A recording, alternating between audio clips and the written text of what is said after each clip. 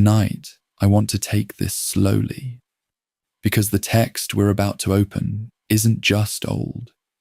It's something that has lingered quietly on the edges of history for a very long time. I remember the first time I came across the Book of Enoch. It wasn't something I was taught growing up, and it didn't come from any familiar setting. It appeared almost by accident.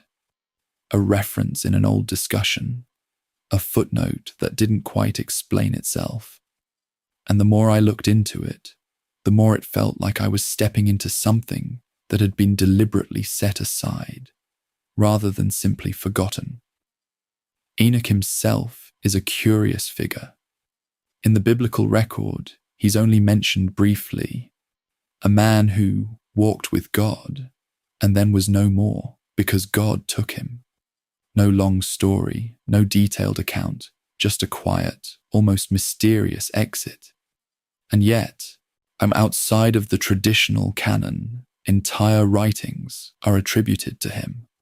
Writings that attempt to describe not just earthly events, but the structure of the heavens, the movement of time, and the consequences of choices made long before recorded history.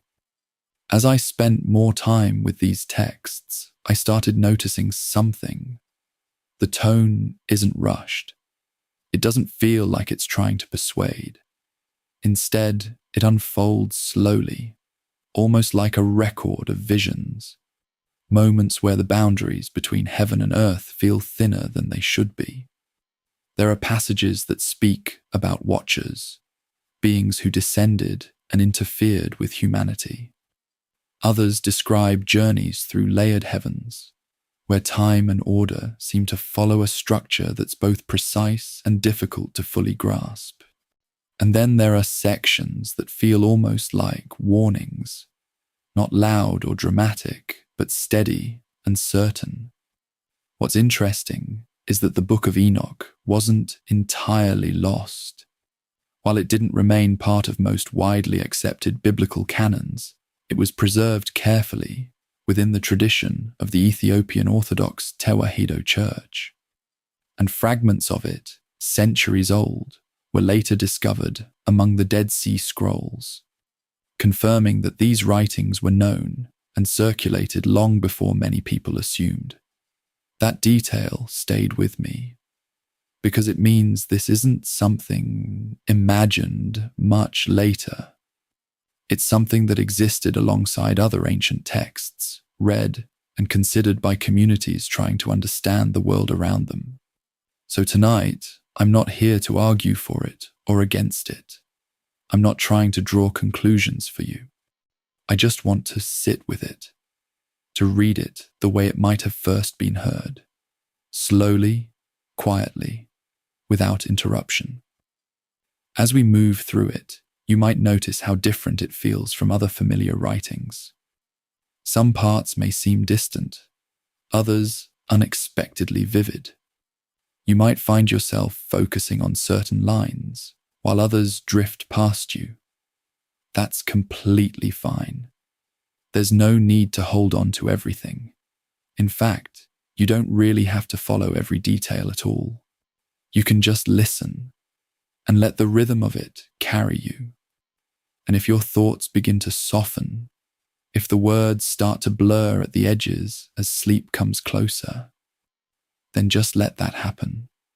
There's no need to resist it. Before we begin, take a moment to get comfortable. Adjust your position, settle your breathing, and allow the space around you to grow a little quieter. If you enjoy exploring these older, lesser-known texts in a calm and unhurried way, you can stay with me. There's a lot more to uncover, and we'll take it one passage at a time, together. There is a name tucked quietly inside the Bible, a name that most people pass over without a second thought. And yet, from that name, one of the most extraordinary bodies of ancient literature in human history was born. Tonight, I want to sit with you in that quiet space before sleep and take you back thousands of years to a time when the world was young when the line between heaven and earth felt much thinner than it does now. The name is Enoch. You may have heard it before, or perhaps it sounds unfamiliar, like something half remembered from a story you were told as a child. Either way, I promise you that by the time we finish this journey together, you will never read those few brief lines in the Book of Genesis the same way again. What I find so extraordinary about Enoch is not how much the Bible says about him, but how little and yet how much that silence inspired. He appears, he lives, he walks with God, and then he is simply gone. That quiet disappearance became the seed of something vast and ancient and deeply human. Let me take you to the 5th chapter of Genesis, which is, if we are being honest, one of the more overlooked passages in the whole of Scripture. It reads like a list, a slow and rhythmic catalogue of names and ages. Adam lived this many years. Seth lived that many years. And each entry ends with the same 3 words, and he died. It is a solemn repetition, almost like the tolling of a bell. But then we reach the 7th generation from Adam, and something breaks the pattern. We read in Genesis chapter 5, verses 21 through 24, that Enoch walked with God, and he was no more, because God took him. No death, no burial, no final age and departure, just a man who walked with God and then was simply taken. In the Hebrew tradition, the name Enoch itself carries weight. It comes from the root chanok, which most scholars translate as dedicated or initiated. Think about what that name suggests about who this person was understood to be. Even his name set him apart from the beginning. Now, if you look carefully at those few verses in Genesis, you will notice something that the ancient readers certainly noticed. Enoch lived exactly 365 years. Not 900, not 800. Not the vast stretches of years that his ancestors accumulated. 365 years. The precise number of days in a solar year.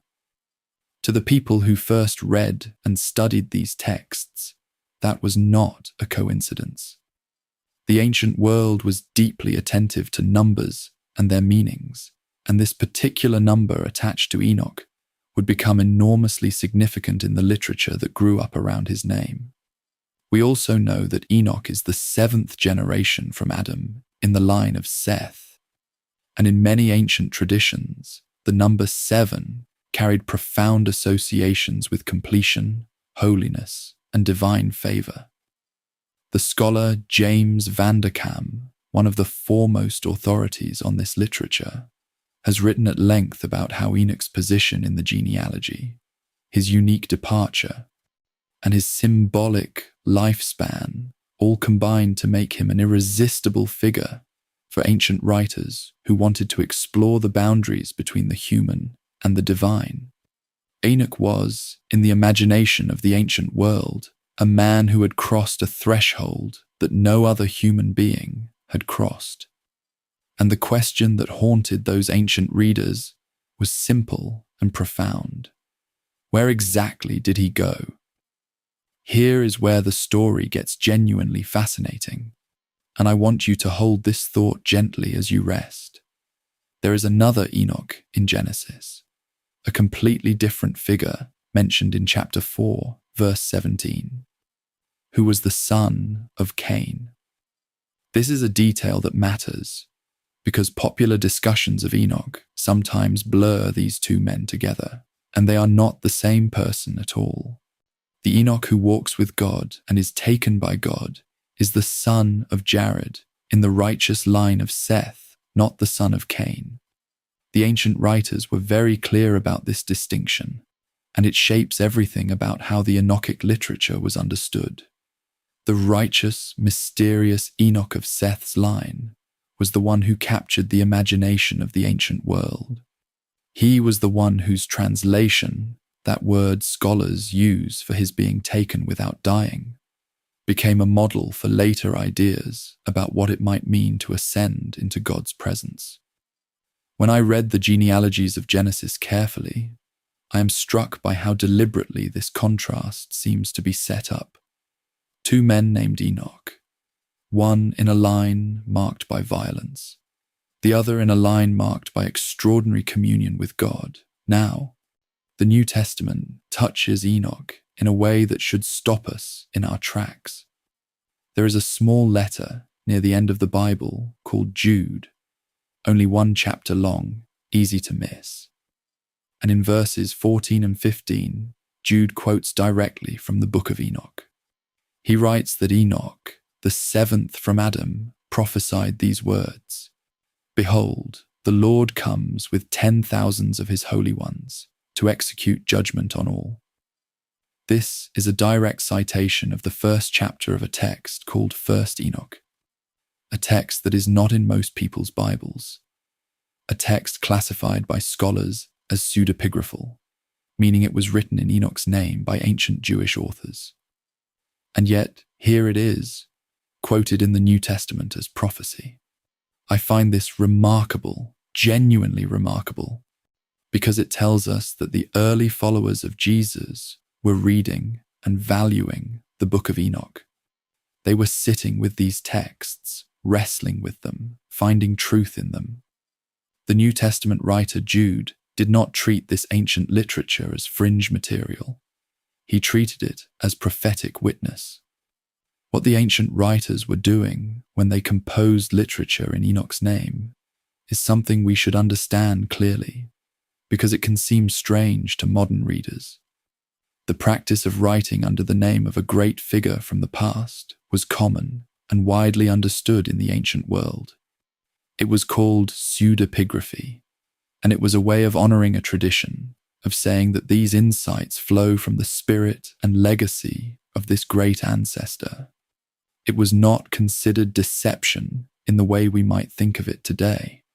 When Jewish writers in the centuries before the Common Era wanted to explore questions about the nature of heaven, the origin of evil, the fate of the righteous dead, or the movements of the stars, they gathered under the name of Enoch, this mysterious translated patriarch who had seen things no other human being had seen. He became their vehicle for revelation. The scholar George Nicholsburg, who spent decades studying this literature, helps us understand that these texts were not marginal or eccentric. They were central to Jewish religious life in what scholars call the Second Temple period, roughly from 500 years before Christ to 70 years after.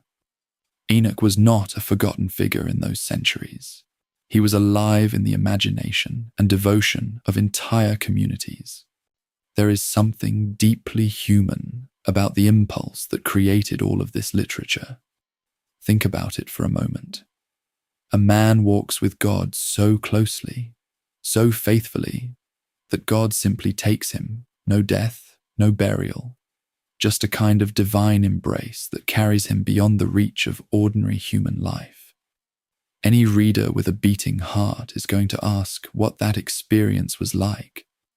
Any community that believed in a God who could do such a thing was going to wonder what Enoch saw, what he learned, what he brought back, or whether he came back at all. The ancient writers answered those questions with breathtaking creativity and theological depth. The texts they produced would eventually influence the New Testament, early Christianity, Jewish mysticism, and they would be preserved for nearly 2,000 years in the ancient monasteries of Ethiopia, where the Ethiopian Orthodox Church, uniquely among major Christian bodies, has always kept the Book of Enoch as part of its sacred canon. That is a thread of living tradition stretching from the mountains of ancient Judea to the highlands of East Africa, unbroken across the centuries. Now, I want to share with you something that I find deeply moving about the scholarly recovery of this tradition. For most of Western Christianity and Judaism, the Book of Enoch was essentially lost for about 1,000 years. It existed in Ethiopia, honored and read, but European and Middle Eastern scholars had largely forgotten it.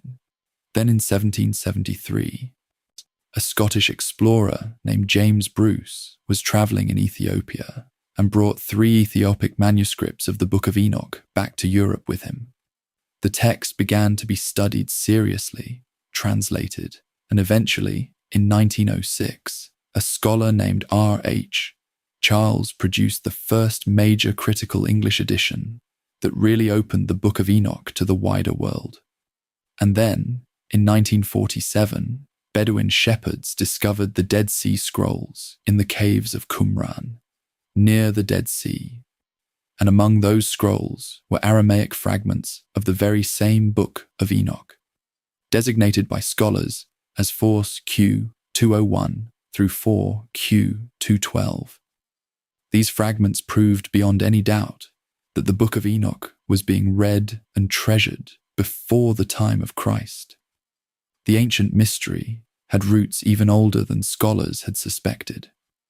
As we sit with all of this tonight, I want you to carry one thought with you as you rest. The book of Genesis gives us exactly 4 verses about Enoch. Just 4 verses. And from those 4 verses, an entire world of sacred literature grew. That tells us something about the power of a good question and about the restless, beautiful human need to press through silence toward understanding. The ancient writers who sat with those 4 verses were not so different from you and me. They wanted to know what lay beyond the ordinary edges of human experience. They wanted to believe that a life lived in faithful communion with God meant something extraordinary, something that death itself could not contain.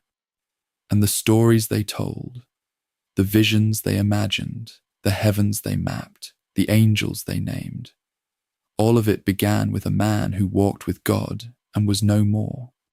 That is where we begin tonight, and that is where we will always return.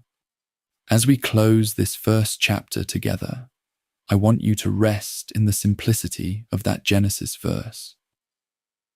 Enoch walked with God, and God took him. Everything we will explore in the chapters ahead, the watchers, the heavenly throne room, the cosmic geography, the figure of the Son of Man, the angels and their names, all of it grows from that single, quiet, extraordinary statement. We will look carefully at what the ancient texts actually say, distinguishing always between what belongs to the Hebrew Bible, what comes from writings like the Book of Enoch that were treasured but not made canonical by most traditions, and what comes from the work of historians and scholars who have helped us understand this world. In our next chapter, I want to introduce you properly to the Book of Enoch itself, what it actually is, how it came to be, how it survived, and why it matters so deeply to anyone who wants to understand the world that produced both the Old and New Testaments. For now, let the image of Enoch walking quietly with God settle over you like a blanket, and let yourself rest. Imagine a book so old that fragments of it were found among the Dead Sea Scrolls, so widely read that an apostle quoted it in the New Testament, and yet so thoroughly lost to most of Western Christianity that for over 1,000 years, almost no one in Europe knew it existed. That is the Book of Enoch. Tonight, before we move into the stories it contains, and those stories are extraordinary, I want to walk with you through what this book actually is, because I think it deserves that careful introduction. Too often, people either dismiss it entirely or treat it with a kind of breathless sensationalism that does it no justice. What I hope to do tonight is something more honest and more satisfying than either of those approaches. I want to give you the real picture, a picture built from what scholars have actually studied, from the manuscripts that have survived, and from the ancient communities that kept these words alive. So let me share with you what I have come to understand about this remarkable piece of ancient literature. The first thing to know is that what we call the Book of Enoch is actually 5 distinct books gathered together under one name. Scholars call it First Enoch, or sometimes the Ethiopic Enoch, because the complete text survived in the Ge'ez language of Ethiopia. These 5 sections were almost certainly composed at different times by different authors, and the scholar George Nicholsburg, whose lifetime of research on this text is foundational to our understanding, helps us see that the composition of these sections spans several centuries, from roughly 300 years before Christ all the way into the 1st century of the Common Era. The 5 books are the Book of Watchers, which covers chapters 1 through 36, the Similitudes of Enoch, sometimes called the Parables, covering chapters 37 through 71, the Astronomical Book, covering chapters 72 through 82, the Book of Dreams, covering chapters 83 through 90, and finally, the Epistle of Enoch, covering chapters 91 through 108. Each of these sections has its own character, its own concerns, its own particular vision of the heavens and the earth. Together, they form something like an ancient library rather than a single unified text. Now, I want to be clear with you about something that matters a great deal when we read this book honestly. The Book of Enoch is what scholars call pseudo-epigraphal, meaning it was written in the name of the ancient patriarch Enoch, but it was composed by Jewish writers centuries after Enoch's time. This is not a scandal or a deception. It was a widely accepted and deeply honored practice in the ancient world, a way of saying that these teachings belong to the tradition and spirit of this great ancestor. The text is not in the Protestant Bible, not in the Catholic Bible, not in the Eastern Orthodox Bible. But here is something that I find genuinely remarkable. It is in the Ethiopian Orthodox Bible. The Ethiopian Orthodox Tewahedo Church, one of the oldest Christian communities in the world, has always included First Enoch in its sacred canon. That means there are millions of Christians today for whom this text is as authoritative as Genesis or the Psalms. When we remember that fact, the Book of Enoch stops being a fringe document and becomes something with a real, living, unbroken place in the life of faith. The story of how this book was recovered for the Western world reads almost like an adventure. For centuries, European scholars knew the Book of Enoch existed. They could see that early church writers, like Tertullian, in the late 2nd and early 3rd centuries had quoted from it, had written about it favorably, and had treated it as genuine ancient prophecy. But the actual text was nowhere to be found in the libraries of Europe or the Middle East. Then, in 1773, a Scottish explorer named James Bruce returned from years of travel in Ethiopia and brought 3 Ethiopic manuscripts of the Book of Enoch home with him. The scholarly world began to pay attention. Translations emerged slowly, and then in 1906, a British scholar named R.H. Charles published the first major critical English edition, a translation with detailed commentary that really opened the text to serious academic study. Charles's work was foundational, and even today, over a century later, his edition remains a reference point that scholars return to. What I find touching about this history is that the text was never truly lost. It was simply living in a community, the Ethiopian Church, that the European academic world had not thought to look toward. Then came 1947, and everything changed. A Bedouin shepherd boy throwing a rock into a cave near the Dead Sea in what is now the West Bank heard the sound of breaking pottery. What he had stumbled upon were clay jars containing some of the oldest biblical manuscripts ever discovered, the Dead Sea Scrolls. Among the thousands of manuscript fragments found in the caves of Qumran, scholars identified Aramaic fragments of the Book of Enoch. These are designated in the scholarly catalogue as 4Q201 through 4Q212. The implications were staggering. Here was physical proof, in an ancient language predating the Ethiopic manuscripts by well over 1,000 years, that the Book of Enoch was being read and preserved before the birth of Christ. The scholar J.T. Milik spent years studying these fragments, and while his conclusions about dating were sometimes controversial, the basic fact that the Book of Enoch had deep roots in pre-Christian Jewish religious life was now beyond dispute.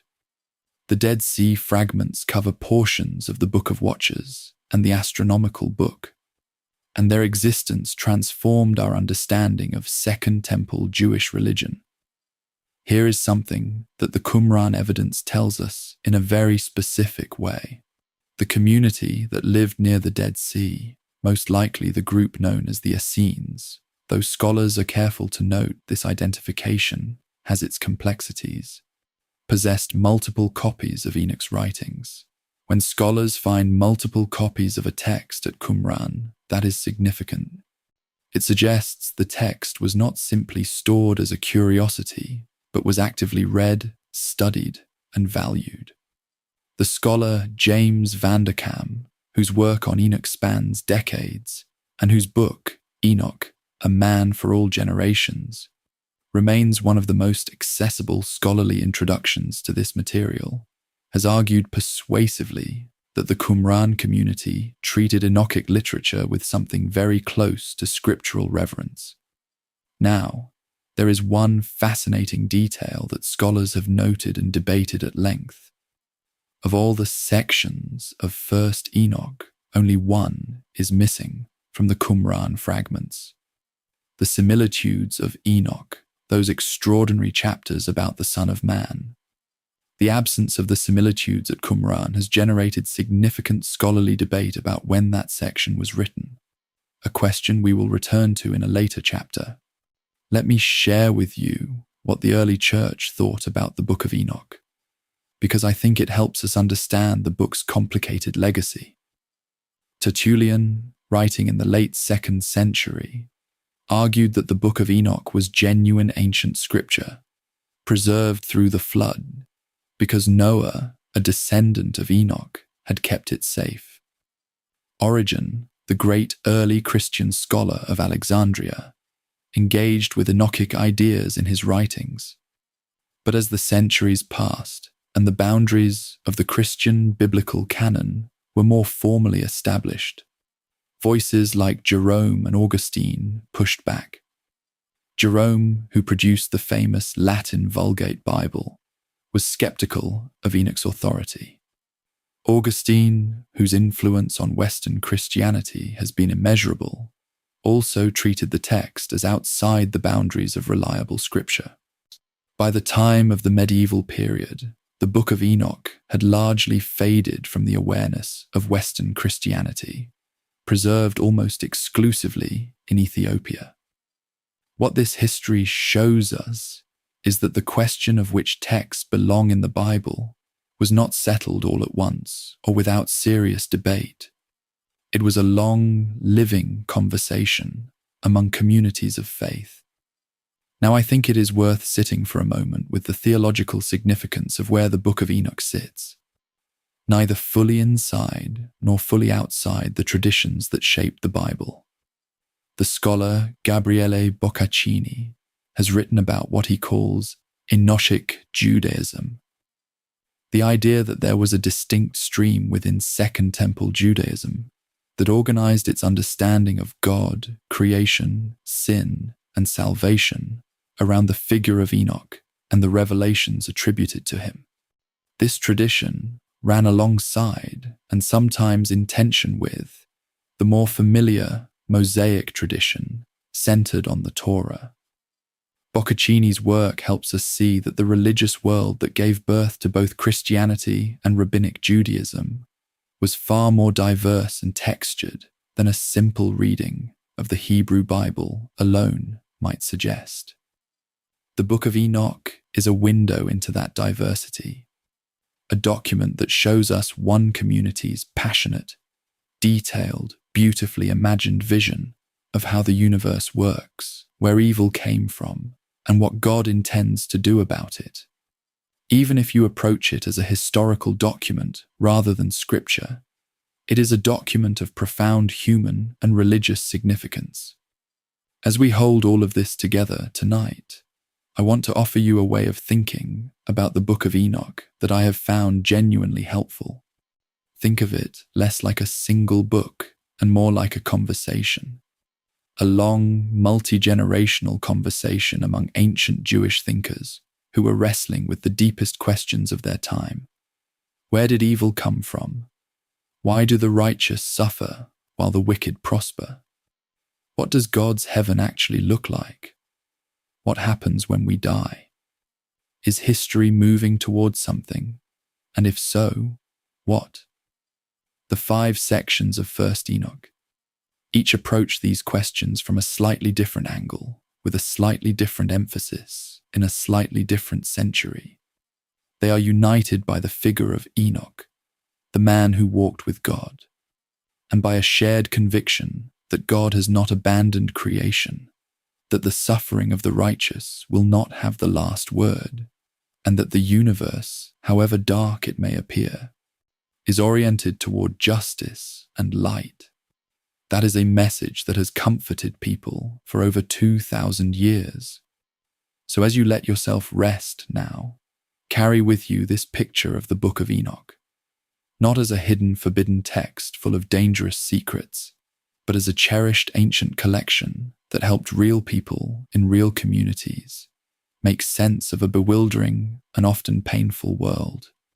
It was read by the community at Qumran before Jesus was born. It was known and quoted by the Apostle Jude. It was argued over by Tertullian and Jerome and Augustine. It was lovingly preserved for 2 millennia by the Ethiopian Church, and it was brought back to the attention of the Western world through a Scottish explorer's bags and a shepherd boy's thrown rock. In our next chapter, we will go much deeper into what the Dead Sea Scrolls specifically tell us about how ancient communities understood and used these writings. But for now, let the quiet image of those ancient manuscripts, folded carefully into clay jars in the dark of a Judean cave, settle into your mind as you drift towards sleep. Picture a young Bedouin shepherd, sometime in the early months of 1947, walking the dry and rocky hills above the northwestern shore of the Dead Sea. He throws a stone into a dark opening in the cliff, perhaps out of boredom, perhaps out of curiosity, and hears the unmistakable sound of shattering clay. What he had no way of knowing in that moment was that the jars inside that cave had been sitting undisturbed for nearly 2,000 years, and that what they contained would change the study of the Bible and ancient Judaism forever. I want to take you into that world tonight, not just because it is a wonderful story of discovery, but because what those scrolls revealed about the Book of Enoch gives us something that no amount of theological argument alone could provide. Physical, tangible, datable evidence that these ancient writings about Enoch were real, were old, and were deeply cherished. When I think about the caves of Qumran, I feel a sense of quiet awe at the way history sometimes hides its most important things in plain sight, waiting for the right moment to be found. The site where these scrolls were discovered is called Qumran, and it sits on a plateau overlooking the northwestern edge of the Dead Sea, in what is today the West Bank. Archaeologists have carefully excavated both the caves where the scrolls were stored and a nearby settlement that was clearly connected to the people who produced or collected these manuscripts. Most scholars, though with some important cautions, associate the Qumran community with a Jewish group known as the Essenes. a sect known from the writings of the ancient Jewish historian Josephus and the philosopher Philo of Alexandria, as a community of devoted, priestly-minded Jews who lived separately from the mainstream temple establishment in Jerusalem. They were deeply attentive to ritual purity, to the keeping of a particular calendar, and to apocalyptic ideas about the end of the current age and the beginning of a new one. Understanding who these people were helps us understand why they treasured the writings they kept, and why the Book of Enoch had such an honored place among their manuscripts. Among the thousands of manuscript fragments found in 11 caves at Qumran, scholars identified a significant number of fragments belonging to the Book of Enoch, specifically written in Aramaic. These fragments are catalogued in the scholarly system as 4Q201 through 4Q212. The 4Q designation simply means they came from Cave 4 at Qumran, which turned out to be the richest of all the caves in terms of manuscript material. What is immediately striking about these fragments is that they cover two specific sections of First Enoch: the Book of Watchers, which we will spend a great deal of time with in coming chapters, and the astronomical book, Enoch's detailed account of the movements of the sun, moon, and stars. The scholar Yosef Milik spent years working with these Aramaic fragments after their discovery, and his 1976 publication, The Books of Enoch, remains a landmark study, even though some of his specific conclusions have been revised by later scholarship. What Milik and those who followed him showed us is that these are genuinely ancient texts, with some portions of the astronomical book possibly dating to as early as the 3rd century before Christ. Now here is something that I find particularly remarkable about the astronomical book fragments.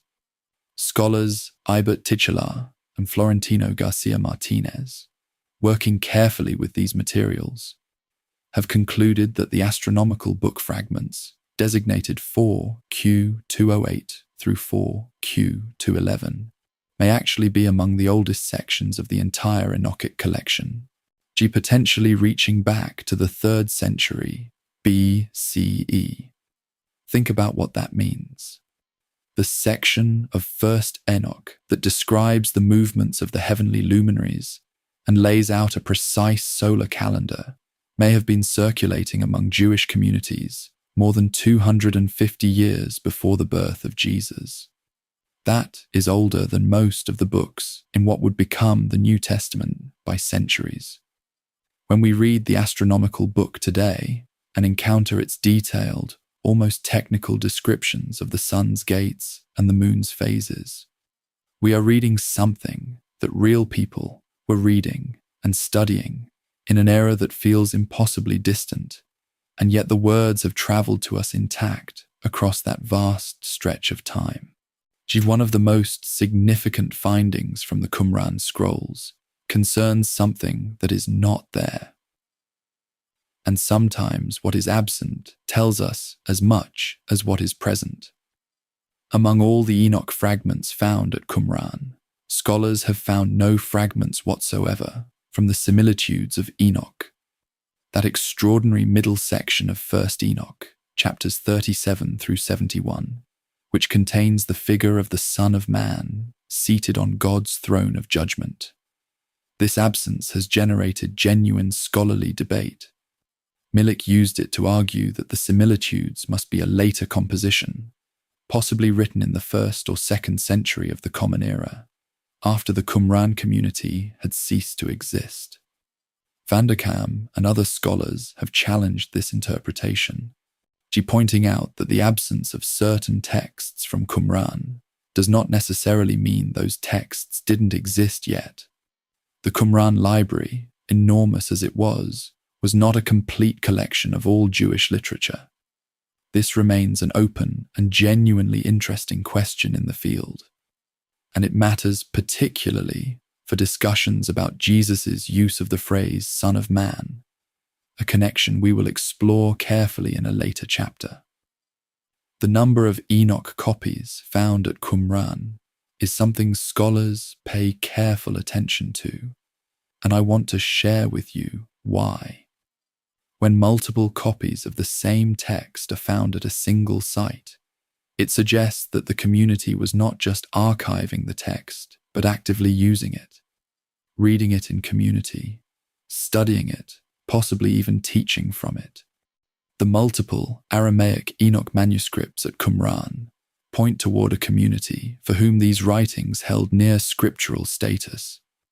The scholar James van der Kam has made this argument carefully and persuasively, noting that the prominence of Enochic literature at Qumran, combined with the community's distinctive solar calendar, which, as we will see, matches exactly what the astronomical book prescribes, suggests that Enochic tradition was not peripheral to the Qumran community's religious life. It was central. These were not books sitting on a dusty shelf. They were living texts, part of an active, breathing tradition of prayer and study and hope. Let me paint a picture for you of what the physical manuscripts themselves look like, because I think it brings the reality of this discovery home in a way that abstract discussion cannot. The Qumran manuscripts are fragments, often small, sometimes just a few lines of ancient Aramaic script on darkened leather or papyrus, carefully preserved in the dry desert air of the caves for nearly 2 millennia. When scholars first began the painstaking work of unrolling, cataloguing, and translating these fragments, they were handling pieces of a world that had not been touched since sometime around the 1st century of the Common Era, when the Romans destroyed Jerusalem and the Qumran community came to its end. Reading those fragments of the Book of Enoch, written in Aramaic, a language closely related to Hebrew that was the common spoken tongue of Judea in Jesus' time, you are holding a thread that connects directly to the living religious world that shaped early Christianity and early rabbinic Judaism simultaneously. Florentino Garcia Martinez's translated edition of the Dead Sea Scrolls gives modern readers access to this material in a form that is both scholarly and approachable, and I am grateful to him and colleagues like him for that bridge. What the Dead Sea Scrolls connection to the Book of Enoch reveals about the religious world of Second Temple Judaism is something that has genuinely reshaped how scholars understand the roots of Christianity and modern Judaism.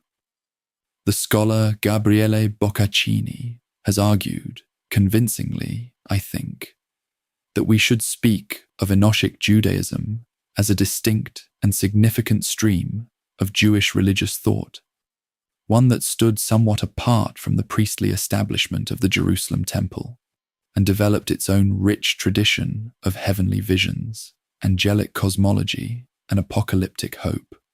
This tradition was not a backwater. It was a living, vital, theologically sophisticated movement that left its marks all across the New Testament, in the letters of Paul, in the gospel visions of Jesus, in the Book of Revelation. When we understand the Book of Enoch as part of this wider stream, we stop seeing it as a strange outlier and start seeing it as one of the essential tributaries that fed the river of early Christian thought. As we move toward the close of this chapter, I want you to carry one image with you. Imagine 2 communities separated by 2,000 years, both discovering the same ancient words. The community at Qumran, sometime in the centuries before Christ, carefully copying the Aramaic text of the Book of Enoch onto leather scrolls, preserving it in sealed jars in the dark cool of a desert cave. And then modern scholars in the late 20th century, sitting in laboratories and libraries, piecing together the fragments of those same scrolls, confirming that what the Ethiopian church had preserved across the centuries was genuinely, verifiably old. There is something quietly beautiful about that. The way this ancient literature survived not through power or official sanction, but through the devotion of communities who found in it something true and nourishing and worth keeping. The scrolls did not survive because they were declared canonical by any council. They survived because people loved them. We have now established the ground beneath our feet. We know who Enoch was. We understand what the Book of Enoch actually is and how it came to us, and we have seen how the Dead Sea Scrolls confirmed its ancient roots. Now the real story can begin. In our next chapter, we cross a threshold into the most dramatic and, in many ways, most influential part of the entire Enochic tradition, the Book of Watchers and the story of the angels who looked down from heaven, made a fateful pact with one another, and descended to earth in an act of rebellion that the ancient writers believed changed the course of human history forever. It is a story about the origin of evil, about the fragility of boundaries between worlds, and about the lengths to which some beings will go when desire overcomes wisdom. Let yourself rest now, and let the image of those ancient desert caves, holding their ancient secrets through long centuries of silence, carry you gently towards sleep. There is a moment in the book of Genesis, brief, strange, and strangely beautiful, that has haunted readers for thousands of years. It comes at the very beginning of the 6th chapter, just before the story of Noah and the flood. The text tells us that the sons of God saw that the daughters of humans were beautiful, and they took wives from among them. That is all. 2 verses, and then the story moves on. But those 2 verses, Genesis chapter 6, verses 1 through 4, planted a seed in the imagination of the ancient world that grew into one of the most elaborate, most morally serious, and most dramatically compelling stories in all of early Jewish literature. Tonight, I want to walk with you through that story. It comes primarily from the first major section of the Book of Enoch, the Book of Watchers, covering chapters 1 through 36, and it gives those cryptic Genesis verses a full and vivid account that the biblical text itself never provides. What we find there is not comfortable, but it is deeply human in its concerns, and I think you will find that its questions are ones we are still asking today. The angels at the center of this story have a name. In the Aramaic of the Dead Sea Scrolls, and in the Ethiopic text of 1st Enoch, they are called the Watchers in Aramaic, Erin. The Hebrew tradition sometimes calls them the B'nai Ha-Elohim, the sons of God, which is the very phrase used in Genesis chapter 6, verse 2. The ancient Greek translation of the Hebrew Bible, known as the Septuagint, renders them as angels. The ancient Jewish historian Josephus, writing in the 1st century of the Common Era, interpreted the sons of God in Genesis as angels. The philosopher Philo of Alexandria did the same. The Book of Enoch itself, building on these same Genesis verses, makes their identity explicit and their story complete. I want to be clear here about what this text is. It is not canonical scripture for most Christian and Jewish traditions, but it is ancient, it is serious, and it grew directly from genuine engagement with the biblical text. When we read it, we are reading one of the most influential interpretations of Genesis chapter 6 that the ancient world produced. According to the Book of Enoch, specifically chapter 6, the watchers who would fall numbered 200. They gathered together, and they looked down at the earth, and they saw the daughters of humankind, and they desired them. Their leader, a figure named Shemi-Hazar, she said something that I find psychologically very telling. He said he was afraid to act alone, afraid that the others might draw back and leave him to bear the guilt of the transgression by himself. So he demanded a collective oath. All 200 of them swore together, bound themselves to one another in a common commitment to descend and then descended upon Mount Hermon. The ancient writers were very precise about this location.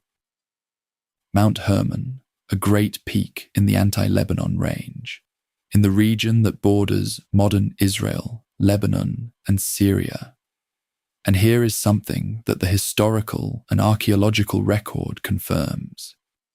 Mount Hermon was genuinely associated in antiquity with divine assembly and covenant making. The name Hermon itself may derive from a root meaning sacred or consecrated. The choice of this specific mountain was not random. It was a place where the boundary between heaven and earth was already understood to be thin. Think about Shemihaza's fear for a moment, because I believe it is one of the most honest details in this entire narrative. He is an angel, a being of immense power and celestial origin, and he is afraid. He is afraid of being alone in his guilt. So he does what many human beings do when they are about to cross a line they know they should not cross. He makes sure others are crossing it with him. He shares the responsibility, distributes the weight of it, makes the transgression communal, so that no single conscience bears the full load. The ancient writers who composed this story understood something deep about how rebellion works, not always in a single dramatic act of defiance, but in a collective agreement, a shared pact, a group decision that carries each individual further than any of them might have gone alone. 200 beings swearing together on a mountaintop. 'Tis a detail that reads less like mythology and more like a very clear-eyed understanding of human and apparently angelic moral psychology. The Book of Enoch tells us in chapter 7, verses 1 and 2, that the watchers took wives from among the women they desired, and that from those unions came the Nephilim, a word that the Book of Genesis uses in chapter 6, verse 4, but never explains. The Hebrew word Nephilim is one of the most genuinely disputed words in the entire biblical vocabulary. Some scholars derive it from the root naphal, meaning to fall, which would make them the fallen ones, a name that could refer to their origins, to the fallen angels who fathered them, or to their own terrible nature. Others translate the word as giants, which is how the Septuagint renders it, and how it appears in one of the most famous passages that mentions them, in Numbers chapter 13, verse 33, where the Israelite spies returning from Canaan report that they saw the Nephilim there, the descendants of Anak, and they felt like grasshoppers in their own eyes. The linguistic question is genuinely unresolved, and I want you to hold that uncertainty honestly rather than paper over it.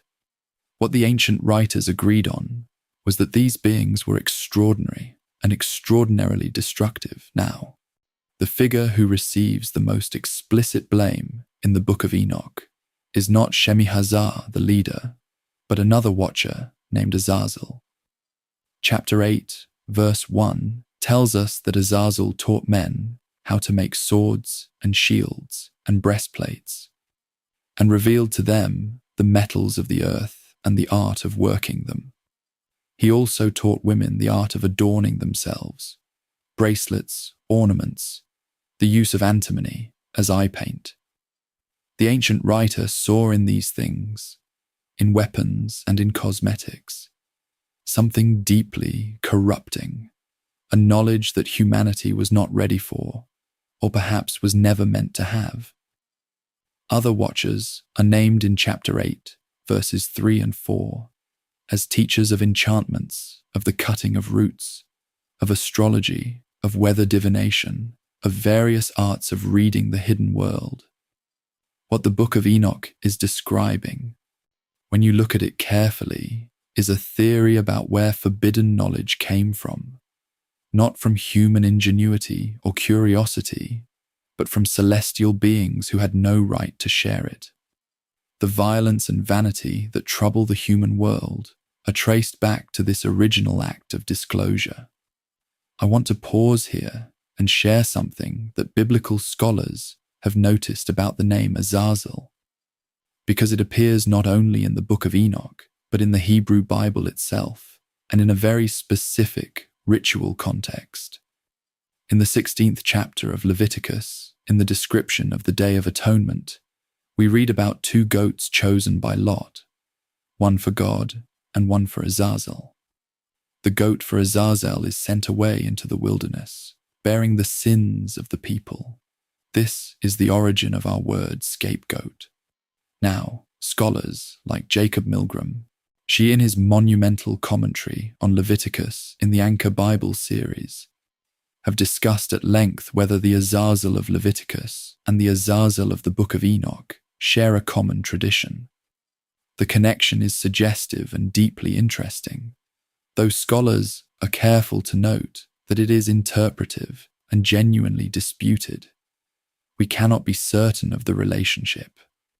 What we can say is that the name Azazel in both texts points towards something associated with sin's destination, with the desert wilderness as a place of exile and containment for what is dangerous. That convergence, whether or not it is direct, is remarkable. When I sit with the theology at the heart of this Watcher story, what strikes me most is the particular answer it gives to one of the oldest questions in religious thought. Where did evil come from? The Book of Enoch's answer is not that human beings invented evil through their own free choices, though human choice is not absent from the story. Its answer is that evil entered the world from above, that something went wrong in heaven before it went wrong on earth, and that the consequences of that celestial rebellion cascaded downward into human experience. This is a very different picture from what later rabbinic Judaism would emphasize, whether Yetzer Hara, the evil inclination, is understood as something within each human heart, something each person must choose to resist or yield to. The Enochic tradition places the origin of evil outside the human being, in angelic rebellion, and that theological move has profound consequences for how we understand human responsibility and divine justice. It is an ancient answer to an ancient question, and it is worth sitting with, even if we do not fully accept it. As the chapter of the Watchers reaches its climax in the Book of Enoch, the text describes the cries of humanity rising up to heaven. The earth itself cries out. The people cry out. The angels of heaven hear the sound of weeping and carry the case before God. We are told in 1 Enoch chapter 9 that 4 great angels, Michael, Gabriel, Raphael, and one named Suriel or Uriel, observe what has happened below and bring their report to the throne of God. They are not passive witnesses. They are moved by what they see, and their bringing of the report sets in motion a divine response that will transform the cosmos. We will spend our next chapter exploring exactly what that divine response looked like. The commands given to each of the archangels, the judgment decreed against Azazel and Shemihazar, and the mission given to a figure that most of our listeners will recognize, to warn a man named Noah that a great flood was coming. So let me leave you here for a moment, in that space between the transgression and the judgment, that charged heavy silence after something irreversible has been done. The Watchers have descended. The pact has been kept. The knowledge has been given. The Nephilim are walking the earth, and the cries of the suffering are rising toward heaven. In the ancient imagination, that is not the end of the story. It is the place where the story turns, where what seemed like chaos is revealed to have a witness, where the suffering that appears unnoticed is shown to be fully known. The Book of Enoch was written for people who needed to believe that their cries were heard, that the world's pain did not go unregistered in the courts of heaven. That is why this story mattered so deeply to the communities that preserved it. and it is perhaps part of why it continues to speak to us today, across all the centuries and all the distance. Rest now and carry that thought with you into sleep. There is a question that has followed human beings from the very beginning of recorded thought. Is there such a thing as knowledge we should not have? We see it in the Garden of Eden, in the fruit of the tree of the knowledge of good and evil. We see it in the Greek myth of Prometheus, who stole fire from the gods and gave it to humanity, and was punished forever for that gift. And we see it tonight in one of the most vivid and morally serious passages in the Book of Enoch, where a fallen angel named Azazel becomes the great teacher of forbidden arts, and where the ancient writers lay at his feet the blame for much of what makes human civilization beautiful and terrible at the same time. I want to explore this with you slowly and carefully tonight, because I think the ancient writers who composed this passage were wrestling with something genuine and profound about the nature of knowledge, power, and human vulnerability. It is a story that is older than most of us realize, and it deserves to be told with the care it was written with. The Book of Enoch, in its 8th chapter, gives us a very specific list of what Azazel taught. He taught men to make swords, shields, and breastplates. He revealed to them the metals of the earth and the art of working those metals. He taught women about bracelets and ornaments, and about the use of antimony, an ancient form of eye paint, what we might call kohl, still used across the Middle East and North Africa today. The ancient writers clearly saw a connection between the knowledge of how to make weapons and the knowledge of how to make oneself attractive, between the arts of war and the arts of seduction. Both were forms of power. Both were ways of acting on other people, of bending the world toward your own desire.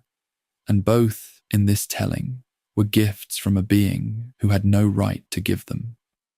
What is fascinating to me about this list is how deeply it reflects a specific cultural anxiety. The anxiety of a community asking whether civilization itself, with all its arts and technologies, was something humanity was wise enough to handle. The other watchers, named in chapter 8, verses 3 and 4, brought their own forbidden arts. Shemihazar, the leader of the group, taught enchantments and the cutting of roots, practices associated with magic and herbal manipulation. Other watchers taught the reading of the stars and the signs in the sky, the knowledge of the clouds, weather divination, and various forms of sorcery. When you read this list, you realize that the ancient writer was essentially cataloguing the entire range of what we might call occult or esoteric knowledge: astrology, weather prophecy, plant-based magic, metalwork, cosmetics, and attributing all of it to angelic transgression. Now, I want to be honest with you about what this means theologically. The ancient writer was not saying that all technology and all knowledge of nature is evil. What the writer was saying is that these particular arts, in the hands of human beings who were not spiritually ready for them, caused devastation. The problem was not the knowledge itself. The problem was the timing, the context, and the beings who delivered it without God's authorization. Here is where the story becomes deeply personal and deeply tragic, and I think the ancient writers knew exactly what they were doing when they shaped it this way. The result of all this teaching, according to chapter 8, is that the world filled with wickedness. The forbidden knowledge did not elevate humanity, it corrupted it.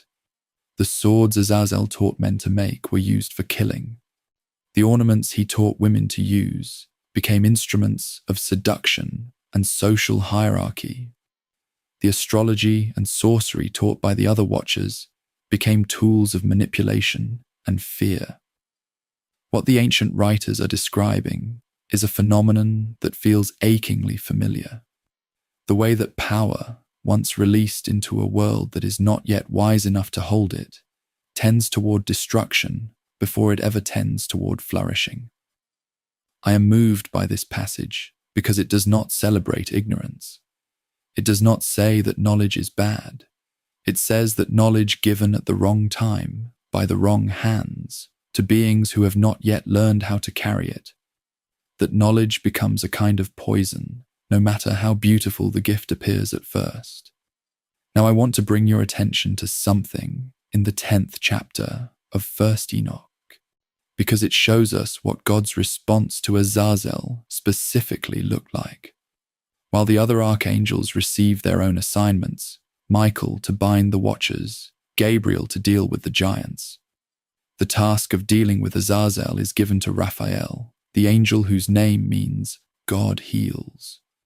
And the command given to Raphael in chapter 10, verses 4 through 6, is this: bind Azazel hand and foot, and cast him into the darkness. Specifically, Azazel is to be thrown into the desert of Dudael, covered with rough and jagged rocks, his face covered so that he cannot see the light, and left there until the day of the great judgment, when he will be thrown into fire forever. The detail of covering his face is striking. This great teacher, this revealer of secrets, is deprived of sight.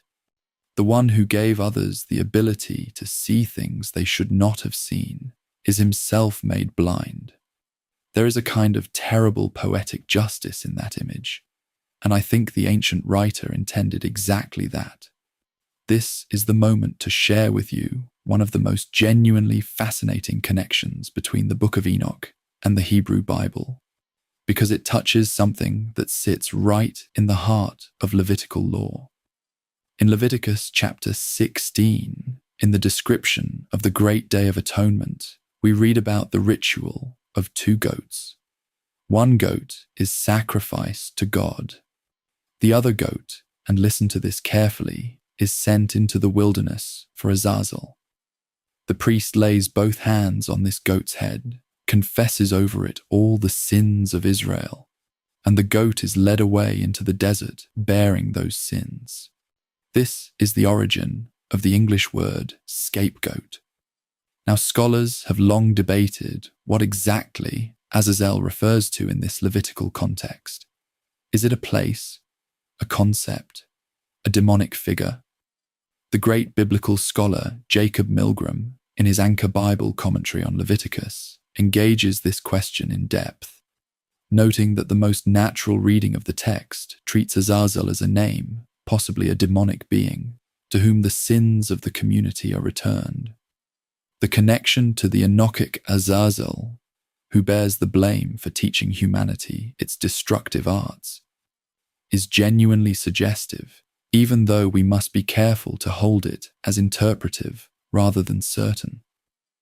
What I find theologically rich about this possible connection is what it would mean if both traditions are pointing at the same truth in different ways. The Day of Atonement ritual in Leviticus involves sending sin back into the wilderness, back toward its origin. If Azazel represents the source of certain corruptions, then the ritual of the scapegoat is a symbolic act of returning those corruptions to where they came from, saying to the sin, "You do not belong to us. You came from outside, and we are sending you back." That is a profound idea, whether or not we can establish a direct literary connection between the two texts. It speaks to a deep human need to locate the source of our worst impulses somewhere we can name them, confront them, and ritually refuse them. The ancient Israelites standing in the wilderness, watching that goat walk away, were doing something more than following a legal prescription. They were making a statement about where evil belongs and where it does not.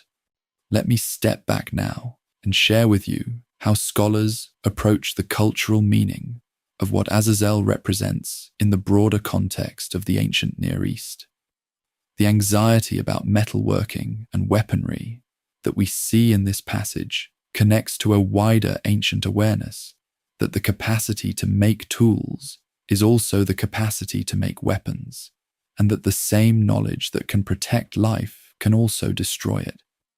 Archaeological evidence from the ancient Near East shows us that the development of iron and bronze metallurgy transformed warfare dramatically and irreversibly. The anxiety in 1st Enoch about metalworking knowledge is not abstract philosophical speculation. It reflects the lived experience of communities who had seen what swords and shields actually do when they are used by human beings against other human beings.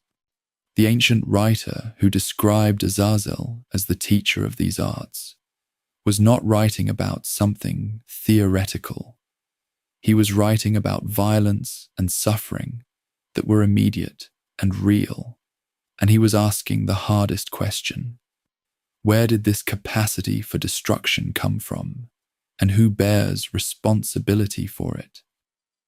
As we approach the end of this chapter, I want to sit with the image of Raphael, whose name means God heals, being sent to bind the great teacher of destruction. There is something deeply important in that pairing. The one who taught the arts of wounding is overpowered and bound by the one whose very name is about healing. The ancient writers did not leave the story at the moment of transgression and abandonment. They moved immediately to the divine response, to the commissioning of healing as the answer to harm. The Book of Enoch, for all its darkness, and there is genuine darkness in it, is at its core a story about the conviction that God's response to corruption and cruelty is not indifference and not despair, but purposeful, named, active restoration. Raphael is sent. The healer is dispatched. That matters. And the ancient communities who treasured this text understood it as a word of hope, addressed to them in their own experiences of being hurt by powers larger than themselves. As you let yourself rest now, I want to leave you with this. The question the Book of Enoch raises about forbidden knowledge is one that every generation has to answer for itself. What do we do with the capacities we have? What do we do with the power that knowledge gives us? The ancient writers did not resolve that question by saying we should know less. They resolved it by insisting that knowledge without wisdom, without reverence, without an acknowledgement of the moral weight of what we carry, that knowledge becomes destructive regardless of how it came to us. Azazel's sin was not merely in descending. It was in giving gifts to beings who were not yet ready to bear them with care. In our next chapter, we will meet the children born from the union of the Watchers and humankind, the giants, the Nephilim, and we will see what the world looked like once these powers were fully unleashed upon it. But for now, let the quiet image of Raphael's healing mission rest in your mind, and let yourself drift into the gentleness of sleep. There is a moment in any story where the consequences of a terrible decision become fully visible, where what seemed like a private transgression reveals its true size, and the world can no longer pretend that everything is fine. We reached that moment at the end of our last chapter, when Azazel's gifts had been given and the Watchers had taken their wives. Tonight, we meet the result. The children of the Watchers and human women were not ordinary children. They were not even ordinary giants in the way we might imagine a very tall person. They were something the ancient world had no adequate category for. Beings of immense appetite, immense size, and immense destructive capacity, who consumed everything around them until there was nothing left to consume. I want to walk with you through what the ancient texts actually say about these figures, carefully and honestly, separating what the biblical text tells us from what the Book of Enoch adds, and being clear about where scholars agree, where they debate, and where mystery genuinely remains. This is one of the most visually dramatic parts of the whole Enochic story, and I think you deserve to hear it told with both its full power and its full honesty. The Book of Enoch gives us in chapter 7, verses 2 through 6, a description of the giants that is almost overwhelming in its scope. They grew to enormous size. And here I want to be careful with you, because the specific numbers given in the text for the giant's stature vary considerably across different manuscripts. And scholars, including George Nicholsberg, flag this as a textually uncertain detail. What is consistent across the manuscript tradition is not the precise measurement, but the idea of overwhelming, catastrophic scale. The giants consumed the labor of all human beings. They ate everything that men and women produced, every harvest, every herd. When the food ran out, they turned to the animals. When the animals were gone, they turned to human beings themselves. And then, the text tells us, they began to drink blood. When I read this passage, I am struck by how the ancient writer uses the language of appetite, hunger, consumption, devouring, as the primary way of describing what made the giants monstrous. They were not evil in a subtle or complex way. They were evil in the most fundamental biological sense. They could not stop consuming, could not recognize any limit, could not see beyond their own hunger to the humanity of the beings they destroyed.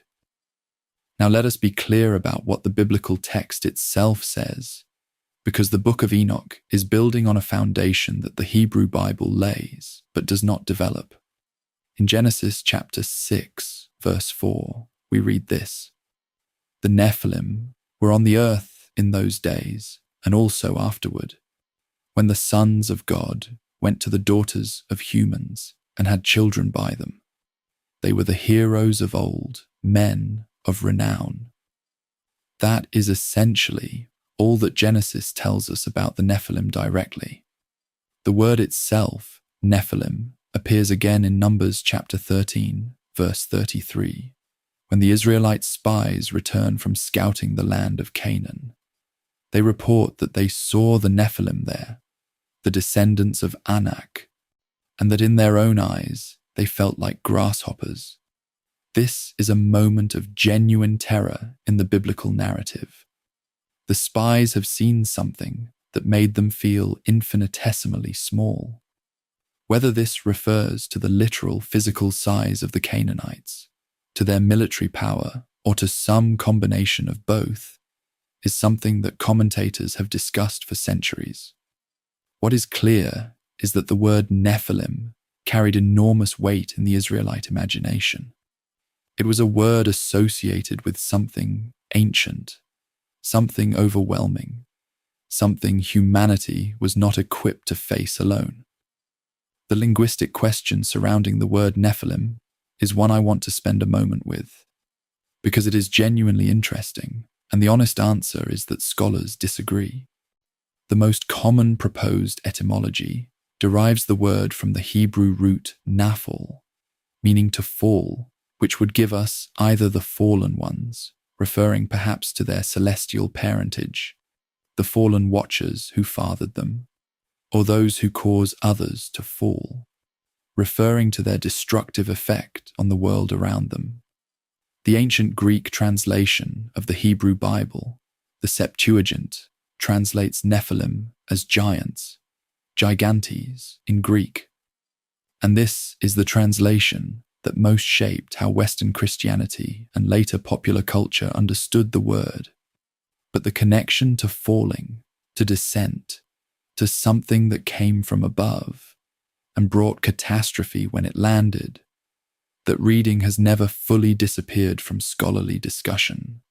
And it seems particularly fitting when we understand the Nephilim as the offspring of the descended watchers. The word Nephilim is one of those places in the ancient text where the honest answer is, we are not entirely sure, and that uncertainty is itself worth honoring. Here is something that adds another dimension to this story. a text found among the Dead Sea Scrolls that is separate from the main Book of Enoch but closely related to it. The Book of Giants, fragments of which were discovered at Qumran and catalogued as 4Q530 through 4Q532, expands the narrative of the giants considerably and names some of them as individual characters. The scholar Lauren Stuckenbrook, who has produced a detailed scholarly study of these fragments, has shown us that the Qumran community had access to a version of the giants' tradition that was richer and more narratively developed than anything that survived in the main Enochic collection. Two of the named giants in these fragments are called Ohea and Ahia, brothers, sons of Shemihazar, who feature in dream visions that foreshadow the coming judgment. What is striking about the Book of Giants fragments is that the giants themselves have inner lives in this telling. They dream, they are afraid, they try to understand what is happening to them.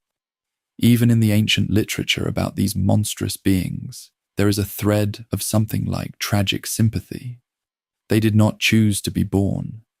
They did not choose their nature. And yet their nature was incompatible with the survival of everything around them. I want to share something with you about the broader ancient world that helps us understand why stories about giants appear in so many traditions.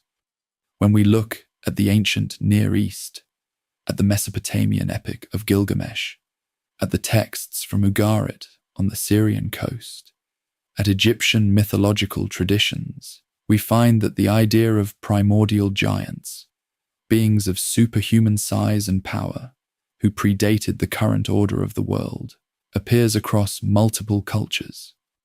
This is not a coincidence, and it is not necessarily a sign that all these traditions drew from a single source.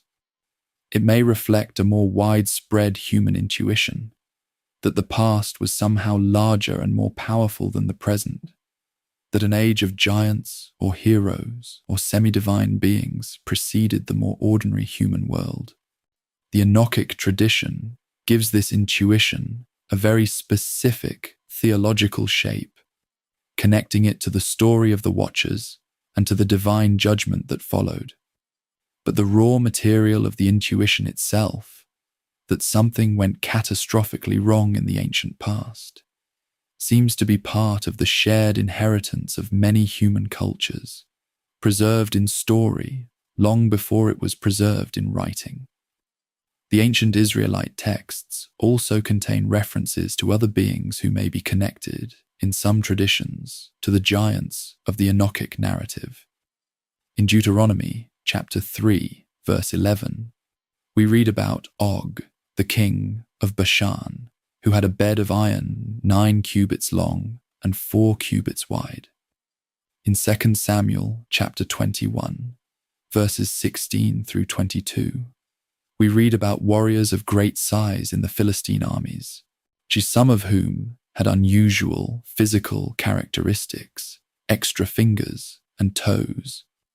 These passages are classified by scholars as canonical, and they reflect the Israelite memory of encountering genuinely formidable opponents, some of whom were understood as descendants of a larger primordial tradition. Whether the biblical writers intended a direct connection to the Nephilim tradition of Genesis 6 is something that biblical scholars like John Day, in his work From Creation to Babel, treat as interpretive and requiring care. These are threads in the same tapestry of ancient Israelite memory, but the connections between them are suggestive rather than certain, and I want to honor that distinction as we hold them together. Now here is something I must be completely straightforward with you about, because popular media has not always been honest on this point. There is no verified archaeological evidence for the existence of human beings of supernatural stature. No confirmed skeletal remains, no authenticated physical evidence of beings significantly beyond the range of normal human variation. Claims that circulate online and in popular books about the discovery of giant human skeletons are consistently debunked by archaeologists and physical anthropologists. The ancient stories of giants are powerful and meaningful as theological and cultural documents. They tell us a great deal about how ancient people understood the origin of evil, the nature of divine judgment, and the human experience of encountering overwhelming power. But treating them as literal biological history in the absence of archaeological support is something scholars carefully resist, and it is something I want to resist alongside them. The meaning of these stories does not depend on their literal accuracy as natural history. They mean what they mean because of the truths they carry about human experience, not because they describe verifiable physical events.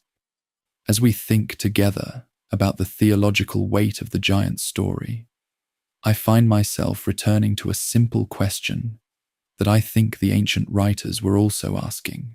What happens to a world that has been given more than it can handle?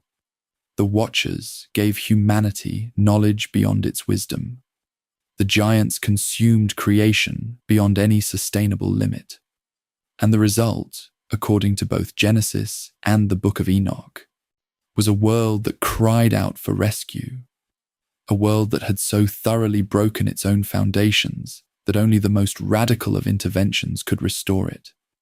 The flood in this reading is not an act of divine cruelty, but an act of divine surgery, painful, devastating, necessary, because the patient had become too sick to heal by any gentler means.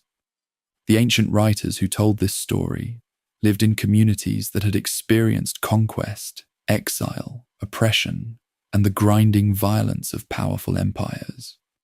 They understood from personal experience what it felt like to be consumed by forces larger than themselves. The giants were, among other things, a way of putting a cosmic name to that experience. As we close this chapter and move toward the next, I want you to hold two things in your mind simultaneously. First, the story of the Nephilim and the giants is one of the most genuinely ancient strands of human storytelling we have access to, with roots reaching from the Hebrew Bible, through the Dead Sea Scrolls, through the mythology of multiple ancient cultures. Second, the story's power does not come from the size of the beings it describes, but from the moral and spiritual questions it raises, about appetite without limit, about power without wisdom, about a world that has lost its proportions and cries out for restoration. In our next chapter, we move from the cry to the answer, to the four great archangels who stand in God's presence and receive their assignments, and to the divine plan that begins to move against the Watchers and their offspring. The judgment that the giants' victims cried out for is about to arrive. Let that thought, the thought that cries do not go unheard, rest with you now as you drift gently into sleep. There is something profoundly comforting about the idea that somewhere, someone is paying attention, that the suffering happening in the dark corners of the world is not invisible, that the cries of the overwhelmed and the consumed and the desperate are reaching ears that can actually do something about what they hear. Tonight's chapter is about exactly that moment, the moment when the cries of humanity, rising up from a world devastated by the Watchers and their giant children, actually arrive. They arrive in heaven, they are heard, and four extraordinary beings are sent in response. I find this chapter genuinely moving, because underneath all the celestial drama and the cosmic geography and the names of archangels, it is really a story about the conviction that suffering matters, that it is registered, counted, and answered. The ancient writers who gave us this story in the 9th and 10th chapters of 1st Enoch were writing for communities who desperately needed to believe that. And I think those communities were right to need it, and the story was right to offer it. Let me introduce you to the four figures at the center of this chapter, because it matters to be precise about who they are and where they appear in what texts. The first three, Michael, Gabriel, and Raphael, have names that appear in what most Christians and Jews would recognize as canonical scripture, though not always in the same roles. Michael is named in Daniel chapter 10, verse 13, and chapter 12, verse 1, as a great prince who stands for Israel, and he appears again in the letter of Jude, verse 9, and in Revelation chapter 12, verse 7. Gabriel appears in Daniel chapter 8, verse 16, as the interpreter of visions, and in Luke chapter 1, verses 19 and 26, as the angel who announces the births of John the Baptist and Jesus. Raphael appears in the Book of Tobit, chapter 12, verse 15. Tobit being a text that is canonical for Catholic and Eastern Orthodox Christians, but classified as apocryphal by Protestant traditions. The fourth figure, Uriel, does not appear by name in any text that is canonical for Protestant or Catholic Christianity. He is found only in pseudepigraphal texts like 1st Enoch.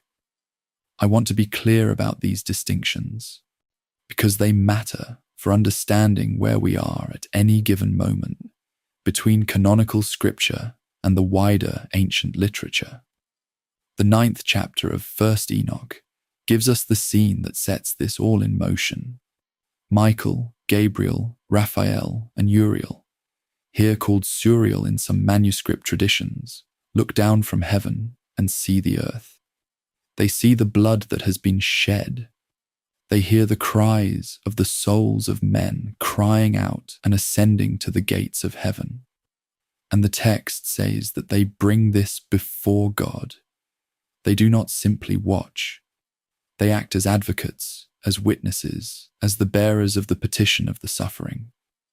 What I find remarkable about this passage is its legal flavor.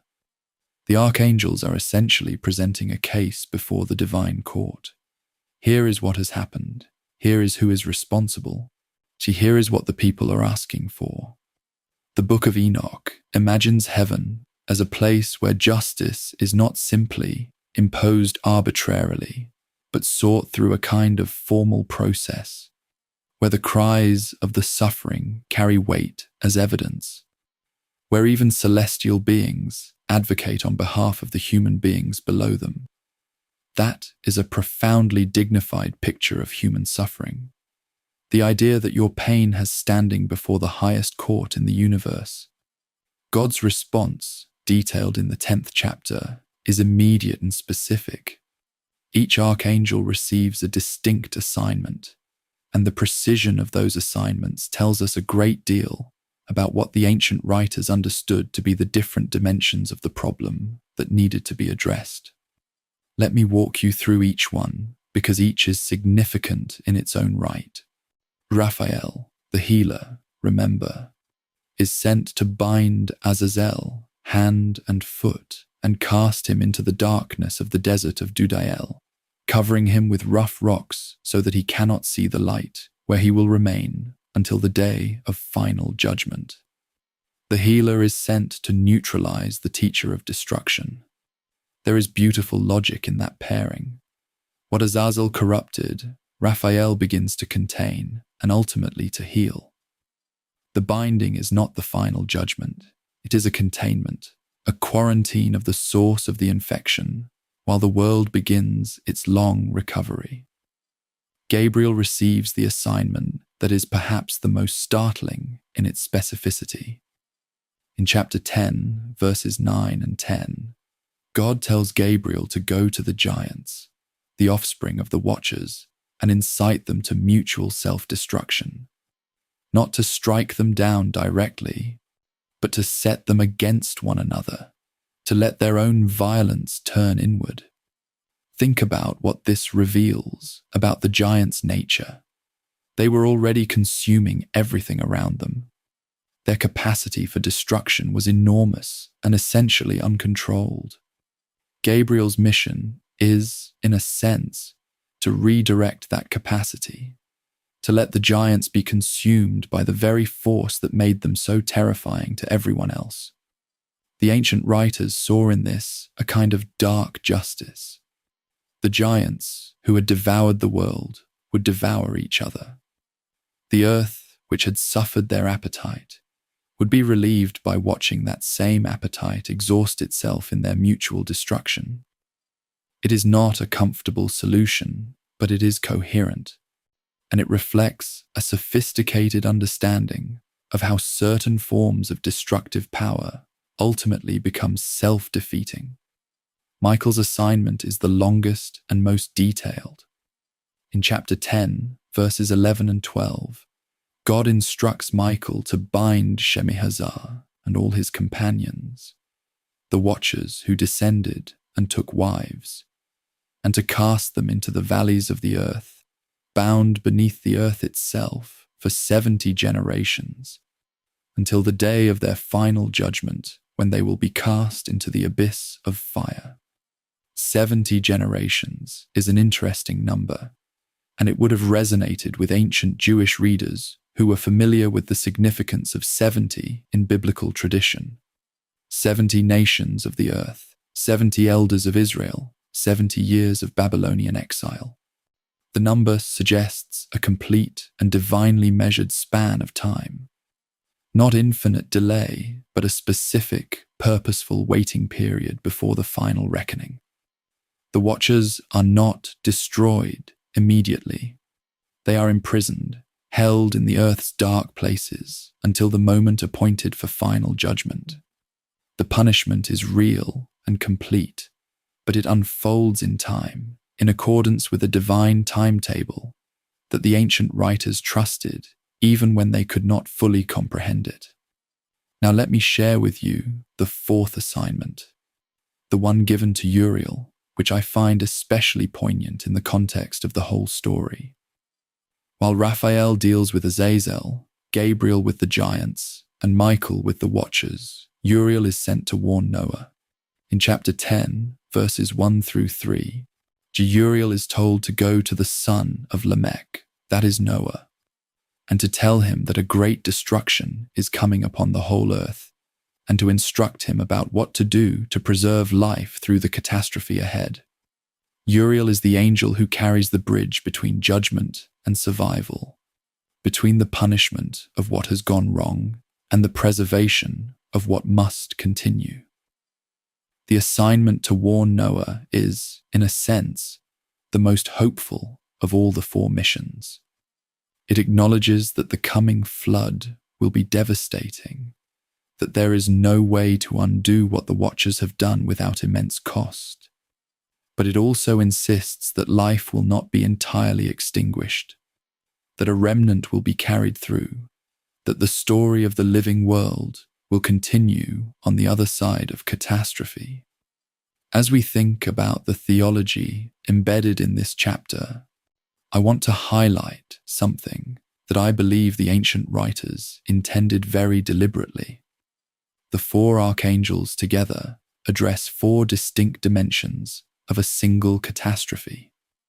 Raphael addresses the source of forbidden knowledge and corruption. Gabriel addresses the violent offspring, the immediate physical threat to human survival. Michael addresses the watchers themselves, the angelic beings who broke covenant with heaven. And Uriel addresses the righteous human being who will carry life through the crisis. Healing, containment of violence, judgment of the powerful, and protection of the innocent. These four responses together constitute something like a complete account of what divine justice looks like in action. No single dimension of the problem is left unaddressed. No category of the suffering is ignored. This is a picture of divine justice as comprehensive, as attentive to every level of a complicated situation, as responsive to the full range of what has gone wrong. The scholar Darrell Hannah, writing on angelology in this period, has helped us see how the four archangel schema in 1st Enoch reflects the developed theological thinking of Second Temple Judaism about the structure of heavenly governance. It is worth pausing to acknowledge something that the chapter outline itself flags carefully, and that I think deserves a moment of honest acknowledgement. The rich angelology we find in 1st Enoch, the named archangels with specific portfolios and specific assignments, is largely absent from the earliest layers of the Hebrew Bible. The angels of early Genesis are mostly unnamed. Even in the later prophetic books, named angelic figures are rare. This kind of developed angelology, with named archangels who function almost like divine ministers or celestial officials, is a feature of the Second Temple period, roughly the 5 centuries before the Common Era and the 1st century within it. It reflects a period when Jewish theology was developing new frameworks for understanding how a transcendent, holy God remains in active relationship with a corrupt and suffering world. The angels in this framework are the mechanism of that relationship, not as independent powers, but as extensions and agents of divine will. What the archangel passages in 1st Enoch give us is a window into one of the most creative periods of Jewish theological development in all of history. As this chapter draws to its close, I want you to rest in the image of those 4 great missions going out from the throne room of heaven, 4 responses to one crisis, 4 forms of divine attention to a world that had broken itself beyond ordinary repair. Raphael going to bind the teacher of corruption, Gabriel going to turn violence against itself, Michael going to imprison the rebellious angels in the earth's dark chambers, Uriel going to find one righteous man by a river and tell him to build something that will carry life through the flood. There is something quietly beautiful about that last image, isn't there? An angel finding a single human being and saying, "Your life matters, what you do with it matters, and we are telling you this because the story is not over." In our next chapter, we follow Enoch himself into the most extraordinary experience of his entire story, his first ascent into heaven, where he is carried beyond the boundaries of human experience and into the throne room of God itself. Let the image of those 4 missions carry you now, gently, into sleep. I want to take you somewhere tonight that very few human beings in the imagination of the ancient world were ever allowed to go.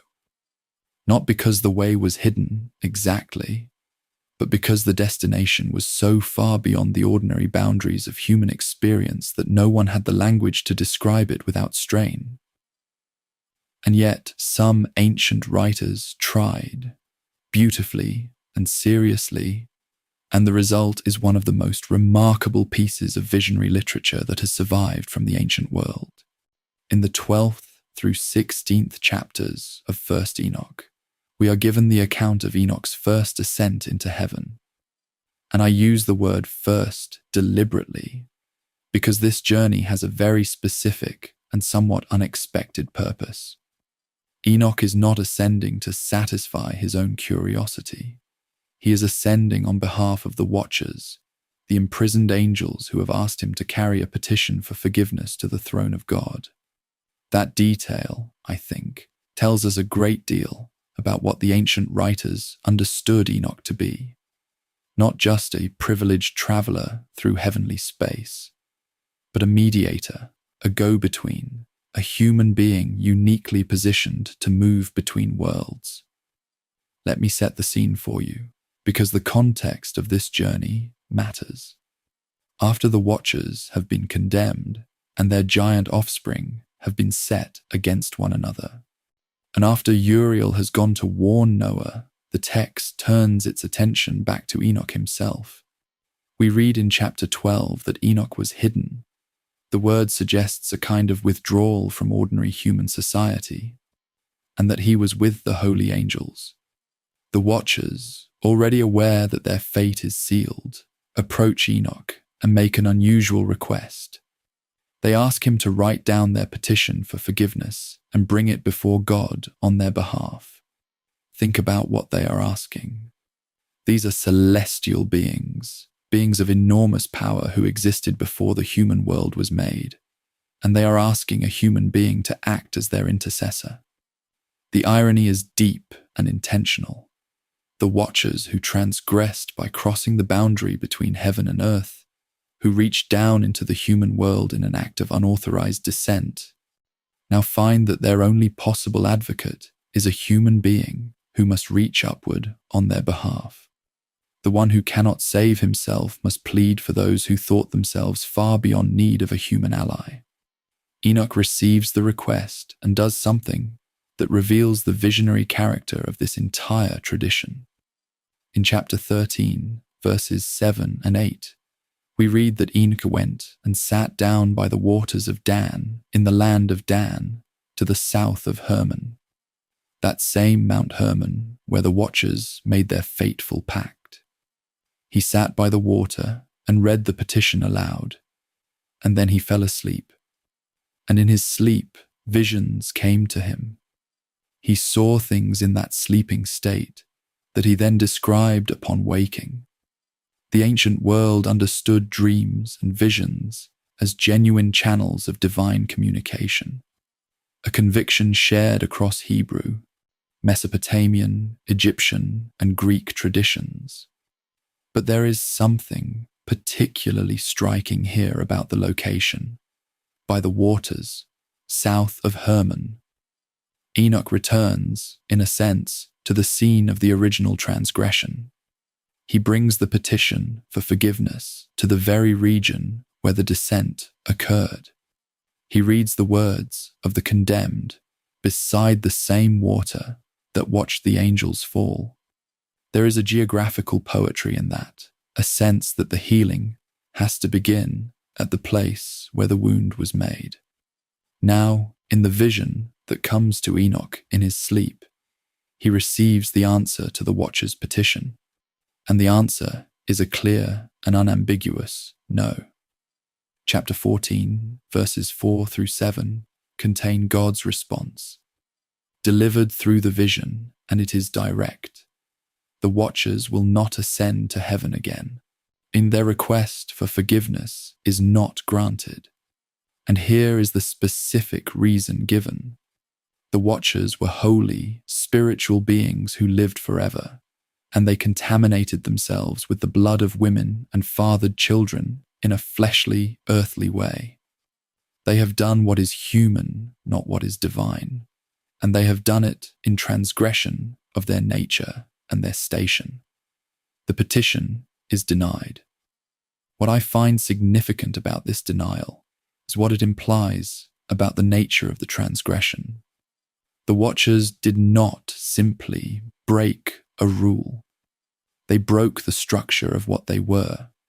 They exchanged their nature for something incompatible with it, and in doing so, they placed themselves outside the category of beings who could simply be forgiven and restored. The ancient writers understood some choices as genuinely irreversible, some crossings as ones that cannot be uncrossed. That is a sobering thought, and the ancient writer delivers it with quiet gravity. But then something extraordinary happens in the vision, and I want to describe it to you slowly, because the passage in chapters 14 through 15 is one of the most visually stunning pieces of ancient religious literature that I know. In his vision, Enoch is carried upward. He sees clouds calling him, rushing winds carrying him, the course of the stars and lightning flashes. He is swept upward until he reaches a structure that the text calls a house, but a house unlike anything a human being has ever lived in. The walls of this house are built of hailstones, white, crystalline, cold. The floor is snow. The ceiling is like the path of stars and lightning flashes. And around this outer house, there are flames that make it impossible to enter. This is the outer court of heaven, and even here, on the threshold, what Enoch experiences is an overwhelming combination of beauty and terror. Not the cozy warmth of a human home, but something vast and crystalline and utterly beyond ordinary categories of experience. The ancient writers were reaching for the most extreme materials they could name, the coldest cold, the whitest white, the most uncontrollable fire, to describe the experience of approaching the genuinely holy. Then the vision moves Enoch into a second house, greater than the first, built entirely of fire, with floors of fire and ceilings of lightning and burning stars. And there, in that house of fire, is a throne. The throne is made of crystal, and its wheels are like the shining sun. From beneath the throne flowed rivers of fire. And sitting on the throne was a great glory, a figure of such overwhelming luminosity that Enoch tells us he cannot look at it directly. What Enoch experiences in the presence of this glory is complete physical collapse. He falls on his face, his whole body melts, his spirit is transformed. Then a voice speaks, and the voice is the voice of God, calling Enoch near and telling him to stand up and hear what he has to say. I find this passage extraordinary because of the physicality of Enoch's response to the divine presence. His body melts, his spirit changes. The ancient writer is not describing an intellectual encounter or a philosophical conversation. He is describing an experience that transforms the person who undergoes it at the most fundamental level, the one that leaves Enoch permanently altered. The scholars who study this passage, including Martha Himmelfarb, whose book Ascent to Heaven in Jewish and Christian Apocalypticism is one of the most careful and illuminating studies of this genre, have noticed how closely Enoch's throne vision in chapter 14 parallels two canonical biblical passages. The first is Ezekiel's famous vision of the divine chariot in chapter 1 of his book, the living creatures, the wheels, the crystal dome, the fire, the overwhelming presence on the throne. The second is Isaiah's throne vision in chapter 6, verses 1 through 8. The high and lifted throne, the seraphim, the overwhelming holiness that reduces Isaiah to a confession of his own unworthiness. What is remarkable is that the Book of Enoch is doing something very similar to what these canonical prophets did, using the most extreme available imagery to approach the experience of encountering the genuinely transcendent. The Enochic writers were clearly in conversation with these earlier prophetic traditions, extending and elaborating them in their own visionary framework. Whether we classify First Enoch as scripture or as inspired literature, or simply as ancient religious art, these passages belong to a continuous tradition of human beings trying to say what the holy is like. In chapter 15, verse 1, God addresses Enoch directly and calls him a righteous scribe. That title is important, and the ancient writer chose it deliberately. Enoch is not called a prophet, though he does deliver prophecy. He is not called a priest, though he stands in the holiest of all holy places. He is called a scribe, a recorder, a writer, someone whose gift is the faithful transmission of what he has been given to understand. In an oral and literate culture where writing was understood as a form of power and sacred responsibility, the title of righteous scribe placed Enoch among those who held knowledge in trust for others. He was to write down what he had seen and what God was now saying to him, so that future generations could receive it. And then God delivers the watcher's verdict through Enoch, telling him to go back and declare to the watchers that they will have no peace and no forgiveness. Enoch, who went up as their intercessor, returns as the bearer of their judgment. The message he carries back is not what they hoped for. I want to spend a moment on what this passage means theologically, because I think it is doing something very specific and very important. The heavenly ascent, the idea that certain holy figures could be transported into the divine presence and return with knowledge for the community. was a distinctive feature of what scholars call Jewish mysticism, particularly the later tradition known as Merkabah, or Heckalot mysticism, centered on the experience of the divine chariot and the heavenly palaces. The scholar Christopher Rowland, in his landmark book, The Open Heaven, has shown how deeply this tradition shaped early Jewish and Christian experience of the divine. The Enochic throne vision in chapter 14 is one of the earliest detailed literary examples of this tradition, a template, in some ways, for the entire genre that followed. When Enoch falls on his face before the throne and hears the voice of God, he is the first in a long line of visionary travelers whose accounts of heaven would shape the spiritual imagination of the ancient world for centuries. His vision is not isolated or idiosyncratic. It is the headwaters of a river. As we close this chapter and let the image of that crystalline throne room settle into your resting mind, I want to leave you with a thought about what it means that God chose to speak through a human being to the imprisoned angels. Enoch could not grant the Watcher's petition. That power was not his. But he could carry their words to the one who could hear them, and he could carry the answer back. In a world where the gap between divine power and human need can feel impossibly wide, the figure of the mediator, the one who moves between worlds, who carries words in both directions, is one of the most comforting figures the human religious imagination has ever produced. Enoch, the righteous scribe, moves between heaven and earth, between the holy throne and the dark prison of the fallen angels, carrying truth in both directions. That is an extraordinary calling, and his journey does not end here. In our next chapter, we will follow Enoch further, as he is taken on a sweeping tour of the hidden geography of the universe itself, from the ends of the earth to the prisons of the stars. Let yourself sink now into the quiet and the dark, and rest. If someone asked you tonight to describe the shape of the universe, not as science understands it, but as you feel it, as you imagine it in your deepest interior sense, what would you say?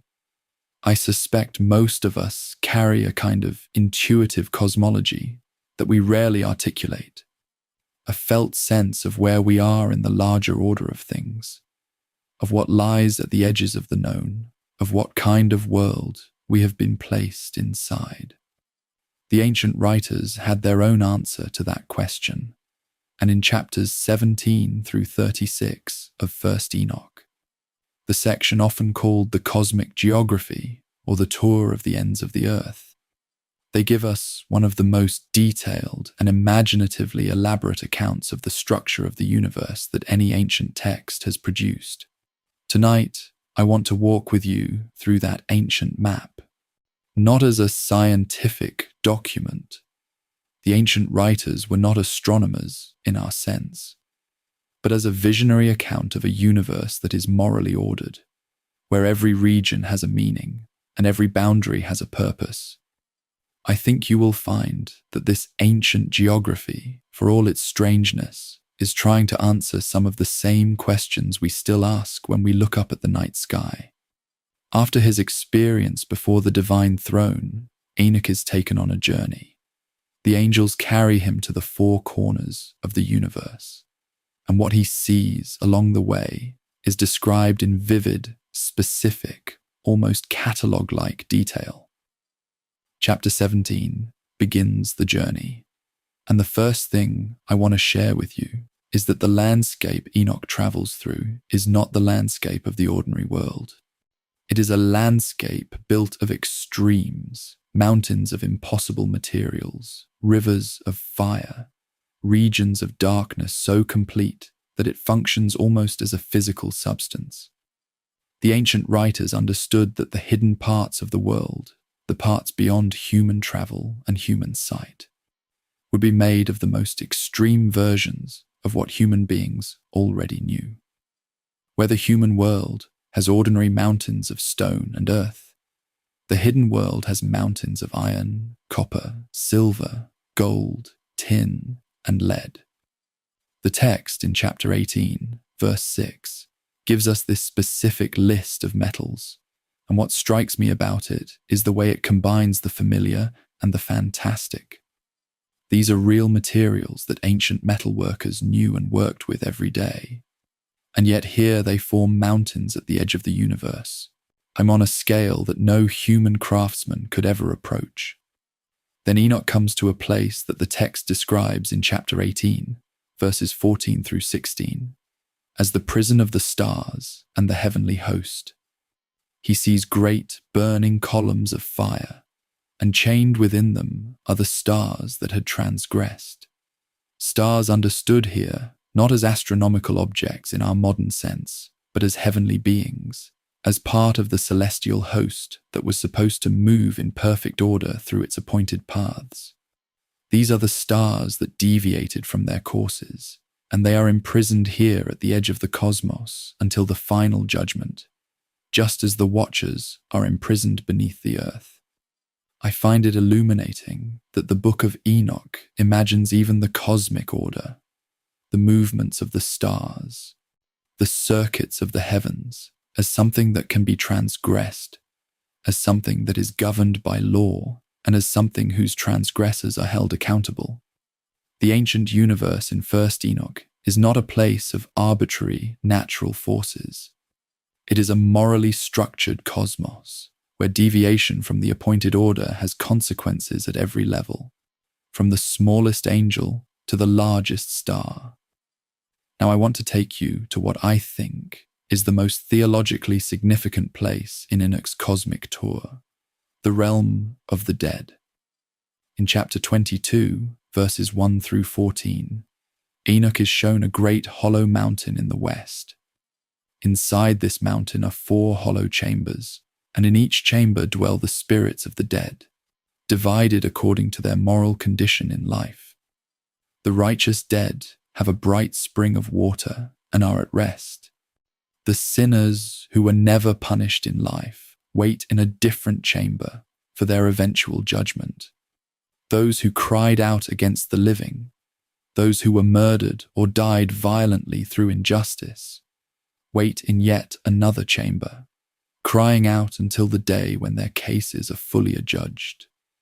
And there is a 4th category, sinners who were already punished in life, who exist in a different state altogether. What the ancient writer is giving us here is a remarkably developed, remarkably specific account of what happens after death, a geography of the afterlife that distinguishes between different moral categories of the dead and assigns them to different conditions of waiting, all oriented toward a final reckoning that will address every case with appropriate justice. The 4-chamber structure of Enoch's Sheol is something scholars have found genuinely significant, and I think it deserves a moment of careful reflection.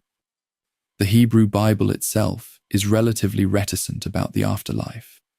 The concept of Sheol in the Hebrew Bible is largely undifferentiated, a shadowy realm of the dead that does not clearly distinguish between the righteous and the wicked. What Enoch's description of the hollow mountain gives us is an early and detailed example of the move toward what scholars call differentiated afterlife theology, the conviction that death does not erase the moral distinctions of life, that the righteous and the wicked do not simply occupy the same undifferentiated darkness. This move toward differentiated afterlife theology is enormously significant for understanding where later Jewish and Christian ideas about heaven, hell, and purgatory came from. The scholar George Nicholsberg, in his comprehensive commentary on 1st Enoch, helps us see this passage as one of the important early steps in the development of Jewish belief about the fate of the individual after death. It did not emerge fully formed. It developed through passages exactly like this one, over the course of centuries. Let me share with you another remarkable location in Enoch's cosmic tour, the the tree of life. In chapters 26 and 27, Enoch comes to a mountain in the south, near Jerusalem, according to the text's geography, and there he sees a spring from which 4 rivers flow. He also sees a tree, a fragrant tree unlike anything else in the created world. An angel identifies this tree as one that will be given to the righteous and holy when the time of judgment comes, planted by the holy house near the temple, and eaten by those who are preserved into the age of blessing. This is one of the earliest references in Jewish literature to the tree of life as something that will be restored in the eschatological future, available to the righteous in the final age. The connection to the tree of life in the Garden of Eden, from which Adam and Eve were excluded, is implicit and profound. What was lost at the beginning will be restored at the end. The ancient map is not just a description of where things are now. It is a promise of where things will be when the story reaches its conclusion. Then, in chapter 32, Enoch is taken to what the text describes as a garden in the east, and he sees the tree of knowledge. This is an extraordinary moment in the narrative, because it raises a question that the ancient writers seem to be answering deliberately. Where did the tree go? After the expulsion from Eden, the garden and its trees disappear from the biblical narrative. The Book of Enoch places them at the far eastern edge of the world, beyond the reach of ordinary human travel, still existing in the hidden geography of the cosmos.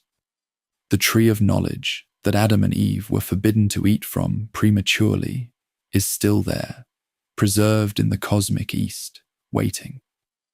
The ancient writer does not tell us what the tree is waiting for, but the implication seems to be that knowledge, like life, is not destroyed by the expulsion from Eden. It is simply moved beyond reach, held in the hidden places of the universe until the right time comes. I find that a strangely comforting idea, that what was lost was not destroyed, only relocated beyond our current reach. The ancient Jewish cosmology that underlies Enoch's cosmic tour is something that scholars have been careful to place in its proper historical and cultural context. The picture of the world that emerges from First Enoch, with its multiple zones, its prison regions, its cosmic mountains and rivers and trees, is not unique to the Enochic tradition. It shares features with Mesopotamian cosmological texts, with Egyptian descriptions of the regions traversed by the sun god in his nightly journey, and with various other ancient Near Eastern accounts of what lies beyond the edges of the human world. This does not make the Enochic tradition derivative or unoriginal.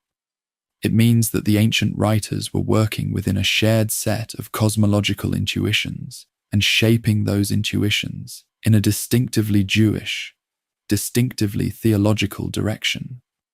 The ancient universe they describe is not a value-neutral space of physical forces. It is a morally loaded, spiritually structured environment in which every location has meaning and every boundary reflects a moral reality. What I find most moving about Enoch's cosmic tour, taken as a whole, is what it implies about the relationship between geography and justice.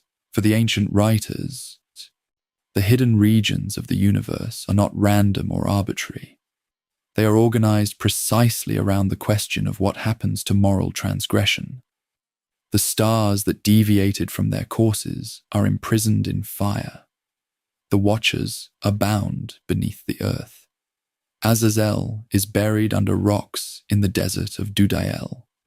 The spirits of the dead are sorted into chambers according to the quality of their lives. The tree of life waits for the righteous.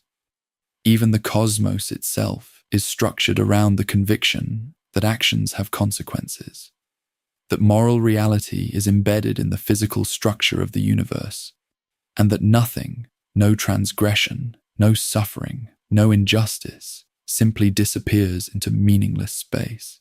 The ancient map is an argument made in the language of geography that the universe cares about what we do in it. That is an argument I find deeply human and deeply worthy of sitting with. As we close this chapter and allow Enoch's cosmic journey to settle into your resting mind, I want you to carry one image with you. Somewhere at the far edge of the ancient universe, beyond the mountains of colored metals and the prison of the stars and the hollow mountain of the dead, there is a fragrant tree waiting to be planted near the house of God at the end of time, to be given to the righteous as the gift of a restored world. The ancient writers hid that tree at the edge of the cosmos, but they did not forget it. They knew where it was, and knowing where it was helped them trust that the world was moving towards something, that history had a destination, and that the righteous who suffered in the present would not always suffer. In our next chapter, we move into what many scholars consider the most theologically profound and historically significant section of the entire Book of Enoch, the similitudes, where a mysterious figure called the Son of Man appears, seated on a throne of glory, waiting to judge the powerful of the earth. Let the ancient tree and its promise rest with you now as you drift into sleep. There are moments in the study of ancient texts when you turn a page and realize that what you are reading connects directly to something you thought you already understood, and that the connection changes both things, the new text and the familiar one, simultaneously. Tonight's chapter is one of those moments. We have arrived at the similitudes of Enoch, chapters 37 through 71 of 1st Enoch. And what we find here is a figure who has generated more scholarly debate, more theological reflection, and more genuine intellectual excitement than perhaps any other character in the entire Enochic collection. He is called, in various passages, the elect one, the righteous one, and most strikingly, the Son of Man. If you know the Gospels, if you have read the accounts of Jesus walking through Galilee and Jerusalem, referring to himself again and again as the Son of Man, then you already have some personal relationship with this phrase. And tonight, I want to sit with you carefully at the intersection between Enoch's ancient vision and those gospel texts, honoring what we can say with confidence and being honest about the genuine mysteries that remain. Let me start by telling you what the similitudes actually are, in terms of their literary form, because it helps us understand what we are reading. The 3 similitudes, or parables, are 3 extended vision reports, each introduced as a parable or a comparison. They are not parables in the gospel sense of short, pointed stories. They are long, elaborate heavenly visions in which Enoch sees the structure of the divine court, the nature of the coming judgment, and the figure who will carry out that judgment. The setting is heaven, specifically the area of the divine throne, and the atmosphere is one of overwhelming glory, of angelic multitudes, of cosmic anticipation. The figure at the center of all 3 similitudes is sometimes identified as the elect one, sometimes as the righteous one, sometimes explicitly as the Son of Man. And across all 3, this figure is associated with the same cluster of characteristics. He was chosen before creation. He sits on a throne of glory. He will judge all beings, including the most powerful rulers of the earth, and he embodies the vindication of the righteous who have suffered in the present age. The specific language used to describe this figure in 1st Enoch, chapter 48, verse 3, is something I want you to hear carefully. The text tells us that the name of this figure was named before the sun and the signs were created, before the stars of the heaven were made. Before anything in the created order came into being, this figure's name, his identity, His appointment was already established in the presence of God. He was not created as an afterthought. He was not appointed in response to human failure or angelic rebellion. He was designated before the universe existed for a purpose that the universe has been moving toward ever since its beginning. Now, if you read the Gospel of John, particularly the prologue in chapter 1, you will hear a very similar kind of language applied to the figure of the Word, the Logos, who was with God in the beginning, through whom all things were made. Whether the authors of John's Gospel were directly influenced by the similitudes of Enoch, or whether both texts are drawing on a shared tradition of pre-existent divine figures, is something scholars genuinely debate, and I want to honor that debate rather than collapse it into a simple answer. Let me walk you through what the similitudes say about judgment, because it is one of the most vivid and morally urgent aspects of the whole text. In chapter 62, verses 2 through 5, and then verses 9 and 10, the Son of Man is revealed to the kings and the mighty and the exalted and those who hold the dry ground, and when they see him, they are terrified. They look at each other with ashen faces. They beg for mercy, and they beg to be given another chance to express faith. But the text is clear. The time for that is past. The kings who ruled through violence and oppression, who denied the Lord of spirits, who trampled on the suffering of the poor and the righteous, their time of power is over, and the ones seated on the throne of glory will not hear their last-minute appeals. I want to be honest with you about what this passage is doing emotionally and politically. The ancient writers who composed these words were writing for communities who had experienced precisely this kind of oppressive power, who had watched the mighty prosper at the expense of the righteous, who had prayed for justice and waited for it, who had buried their dead at the hands of powers that seemed utterly unaccountable. The vision of the Son of Man was not abstract theology for them. It was a word of fierce, sustaining hope. Now I need to share with you the most debated verse in the entire similitudes, and I want to approach it with the care it deserves. In chapter 71, verse 14, at the very end of the similitudes, an angel speaks to Enoch and says to him, "You are the Son of Man who was born to righteousness, and righteousness dwells over you."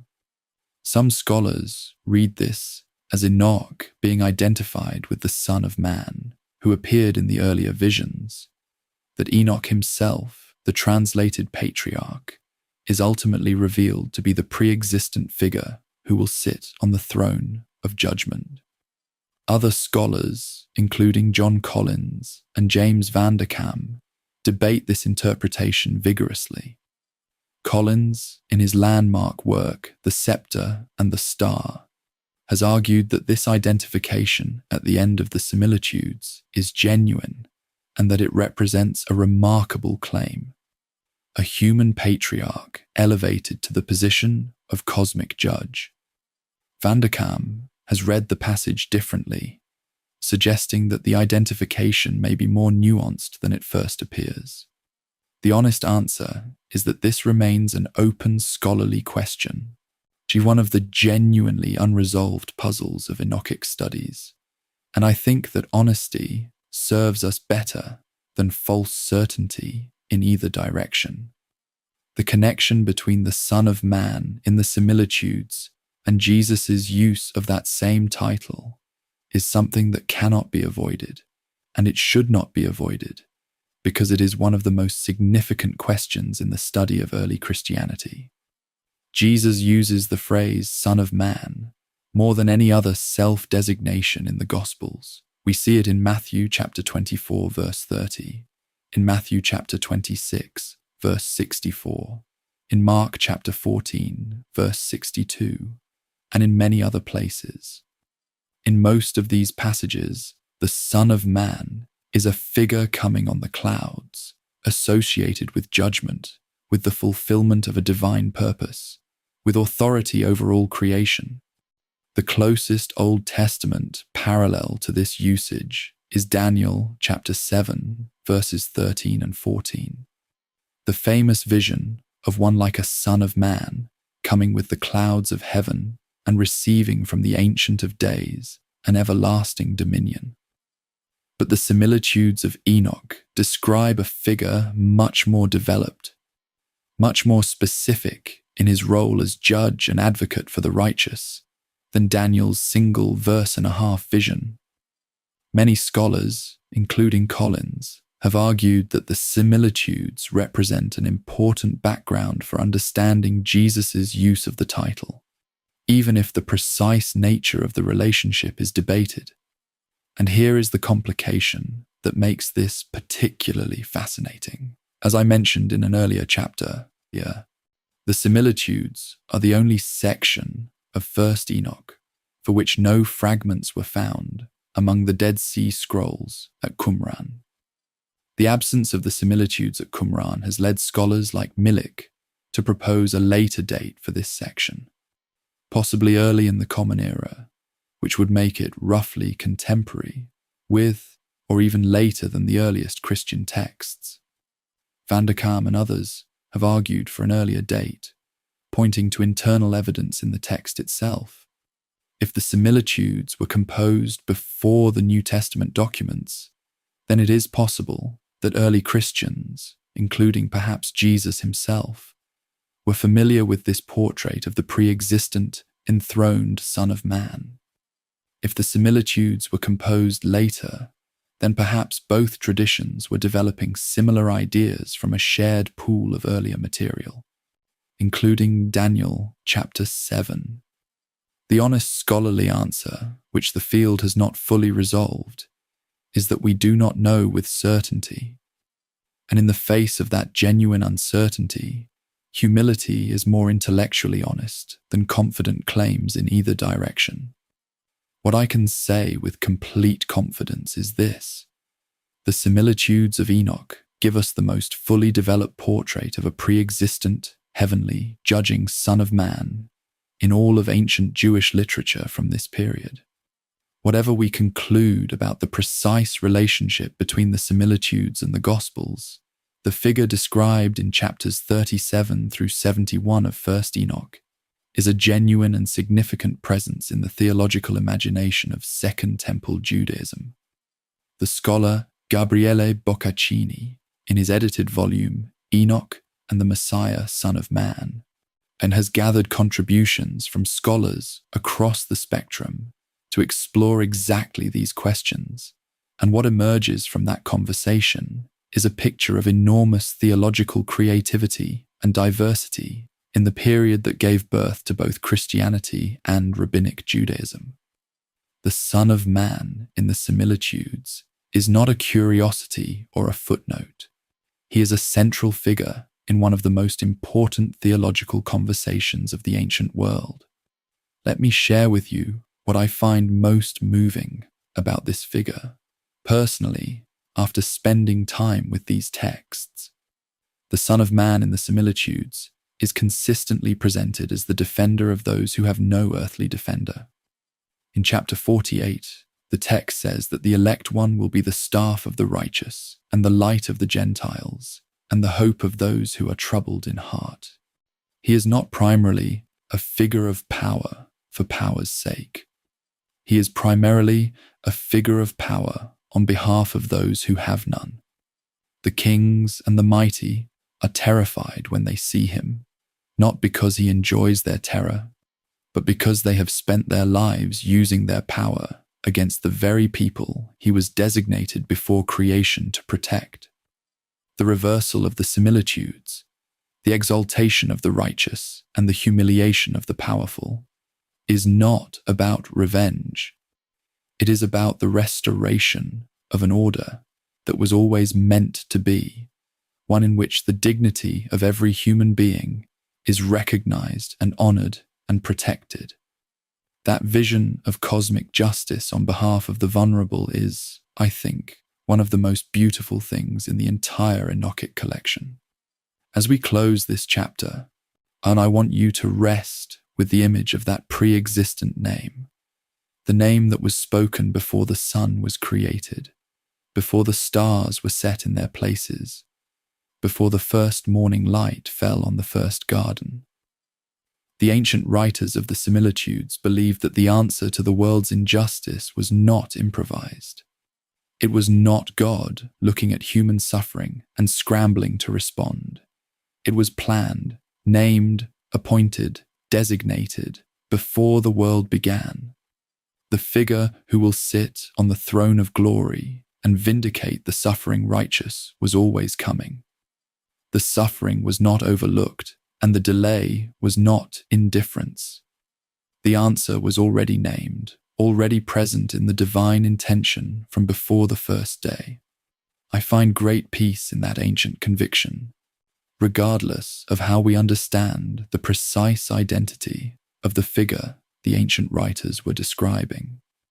In our next chapter, we turn from the throne room and its mysteries to something quite different, the astronomical book, where Enoch receives from the angel Uriel a precise account of the sun, the moon, and the stars, and where a calendar dispute that would divide ancient Judaism turns out to have its roots in a divine revelation. Let that ancient name rest in your heart now, like a word spoken before the first morning as you drift into sleep. There is something quietly revolutionary about a calendar. We rarely think of it that way. A calendar seems like such an ordinary, practical thing, a grid of days and months hanging on a kitchen wall or glowing on a phone screen. But in the ancient world, a calendar was not just a way of organizing time. It was a theological statement. It declared who had authority over sacred time, which festivals would be celebrated on which days, and whose understanding of the cosmic order was correct.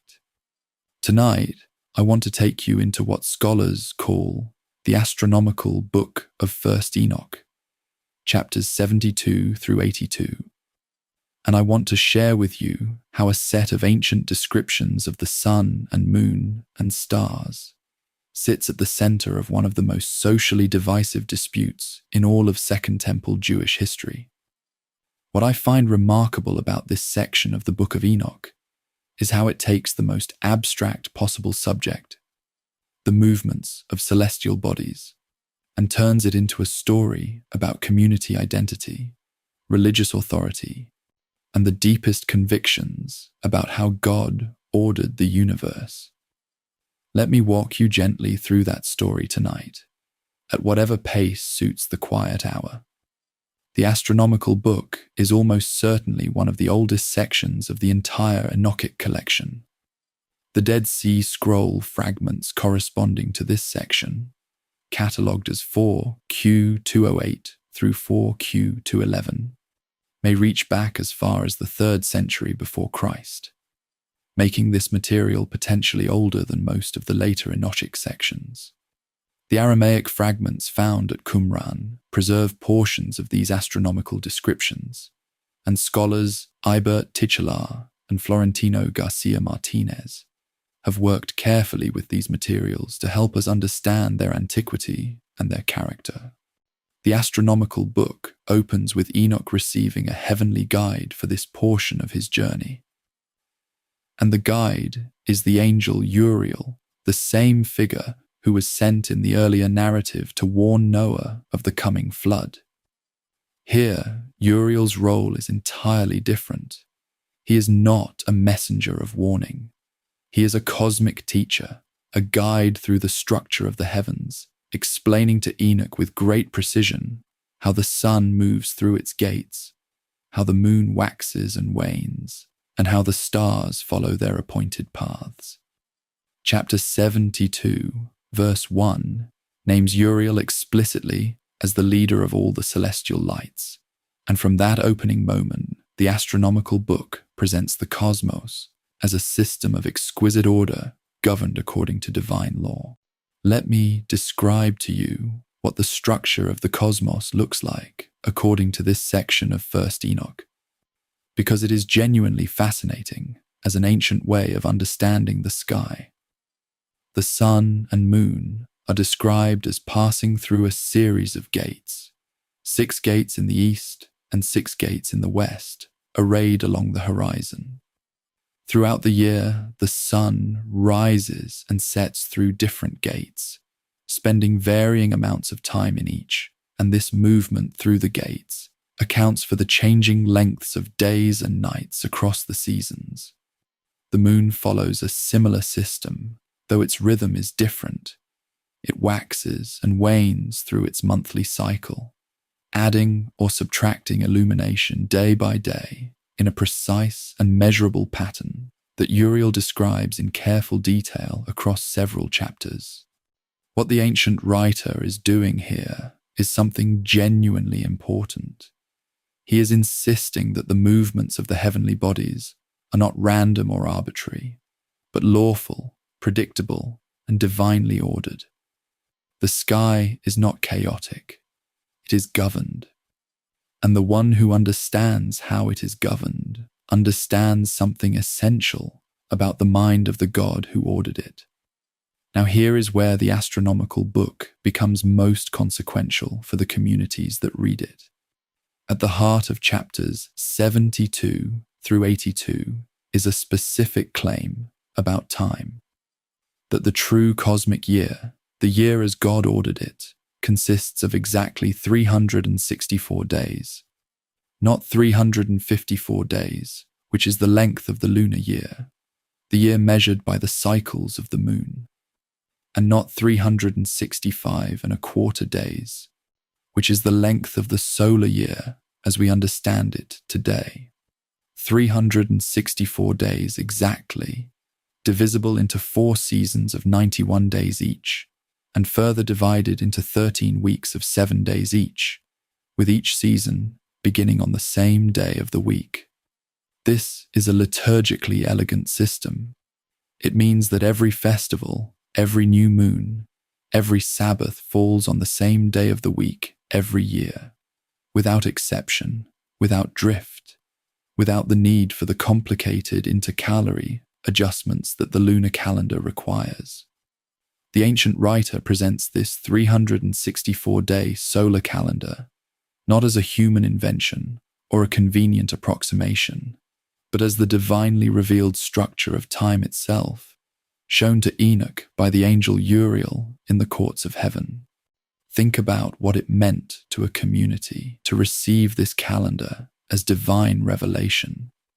If God himself, through the angel Uriel, revealed to Enoch that the true year has 364 days, then the community that used this calendar was not merely making a practical choice about how to organize their religious life. They were aligning themselves with the cosmic order. They were celebrating Passover on the day that God's own calendar designated as Passover. They were keeping the Sabbath on the day that God's own rhythm designated as the Sabbath. The communities that used the lunar calendar, including, critically, the priestly establishment of the Jerusalem temple, were, from the perspective of the astronomical book, doing something far more serious than making a computational error. They were celebrating the holy festivals on the wrong days. They were, in a profound theological sense, out of step with the universe. The scholar James van der Kam, in his careful work on the calendrical texts of the Dead Sea Scrolls, has shown how deeply this calendar dispute shaped the identity and self-understanding of the Qumran community, which used the solar calendar and understood its observance of that calendar as a form of faithfulness to the divinely revealed cosmic order. Here is where the calendar connection to the Dead Sea Scrolls becomes almost startling in its clarity. The community at Qumran used precisely the 364-day solar calendar that the astronomical book of 1st Enoch prescribes. This is not a coincidence. The multiple copies of the astronomical book found among the Qumran manuscripts, combined with the community's actual practice of the solar calendar, suggest a direct relationship between the Enochic revelation and the Qumran community's liturgical life. Van der Kam has argued persuasively that calendar observance was one of the primary markers of identity for the Qumran community, one of the things that distinguished them most sharply from the Jerusalem temple establishment. When the Jerusalem priests celebrated Passover according to the lunar calendar, the Qumran community celebrated it according to the solar calendar on a different day in a different rhythm, governed by what they understood to be the divinely revealed order of the cosmos. That is not a minor liturgical disagreement. In the ancient world, that is a fundamental claim about who has the authority to interpret God's intentions for sacred time, and about which community stands in right relationship with the structure of the universe itself. The Book of Jubilees, a text from roughly the 2nd century before Christ, that is canonical in the Ethiopian Orthodox tradition and classified as apocryphal or deuterocanonical in other traditions, also champions this 364-day solar calendar. Jubilees chapter 4, verse 17, credits Enoch specifically as the one who received the calendar as a divine revelation and transmitted it to humanity. The convergence between Jubilees and the astronomical book, two distinct texts from roughly the same period, both attributing the solar calendar to Enochic revelation, suggests that this tradition was widely held in certain Second Temple Jewish communities, a shared conviction that Enoch the righteous patriarch had been given the key to understanding sacred time and that his revelation should govern the religious life of the faithful. The 364-day calendar is not, in these traditions, a human calculation. It is a heavenly secret disclosed to the righteous. Now, I want to be honest with you about one thing the astronomical book itself implicitly acknowledges, even while advocating for its solar calendar. A purely 364-day year is shorter than the actual solar year by approximately 1.25 days. Over time, without any correction, a 364-day calendar would drift against the astronomical seasons. Festivals would gradually migrate away from the natural phenomena they were meant to align with. For this is a genuine astronomical reality, and scholars have noted that the astronomical book does not fully resolve this problem within the text itself. Whether the ancient writers who composed this material were aware of the drift and chose not to address it, or whether they understood the 364-day calendar as a liturgical ideal rather than a precise astronomical measurement, is a question that remains interpretive. What is clear is that for the communities that used this calendar, its elegance, its divine pedigree, and its liturgical consistency carried more weight than the fractional discrepancy with the actual solar year. I want to take a moment to let you appreciate what the astronomical book is doing at the level of worldview, because I think it is one of the more beautiful things about this entire section of 1st Enoch. The ancient writer looks at the sky, the same sky you and I look at, the sun crossing the horizon through its changing positions throughout the year, the moon cycling through its phases month after month, and sees not just natural phenomena, but a revelation. The movements of the sun and moon are, in this vision, a kind of silent scripture, a cosmic text written in light and shadow and seasonal change, pointing to the mind of God who ordered all of it before the first human being opened their eyes. Enoch does not discover this on his own. He is shown it, taught it, guided through it by an angel whose name means light of God, Uriel. The light of God illuminates the structure of the heavens and gives Enoch a calendar. And that calendar becomes, for communities across centuries, a way of living in alignment with the deepest order of the world. That is a genuinely moving idea, and I find it resonating long after I close the text. As we draw this chapter to a close, I want you to carry a simple thought with you into rest. The question of how to measure time is, at its core, a question about what we think the universe is made of and whose voice we trust to tell us. The ancient communities that argued over the solar and lunar calendars were not arguing about administrative convenience. They were arguing about revelation and authority and cosmic alignment, about which understanding of the sacred order of things was true. That argument was serious enough to divide communities, serious enough to shape the entire character of the Qumran settlement by the Dead Sea, serious enough to be written into a text attributed to the oldest translated patriarch in human memory. Enoch saw the gates of the sun. Uriel showed him how time works, and the communities that trusted that vision organized their entire religious life around it. In our next chapter, we turn from the order of time to the sweep of history, from the astronomical book to the animal apocalypse, where Enoch sees the entire story of humanity played out in a dream as a procession of animals, each species representing a people, each color a moral state. It is one of the most imaginative pieces of ancient writing I have ever encountered, and I cannot wait to share it with you. But for now, rest in the quiet rhythm of a universe that the ancient writers believed was measured, ordered, and known. Imagine falling asleep one night and dreaming the entire history of the world, not as a sequence of names and dates and events, but as a living pageant of animals, each one representing a person or a people, moving through history in a great, sweeping drama of violence and survival and ultimate hope. That is exactly what Enoch experiences in chapters 85 through 90 of 1st Enoch, the section that scholars call the animal apocalypse. Tonight, I want to walk with you through this ancient dream vision, and I want to do it slowly enough that you can actually see the picture the ancient writer is painting. Because once you understand the key, once you know which animal represents which people, the animal apocalypse becomes one of the most compressed and powerful retellings of biblical history ever written.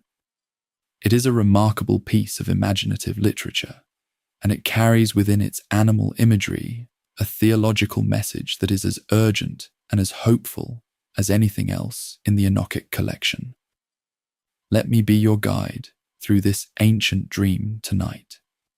The animal apocalypse is found in the Book of Dreams, the fourth major section of 1st Enoch, covering chapters 83 through 90.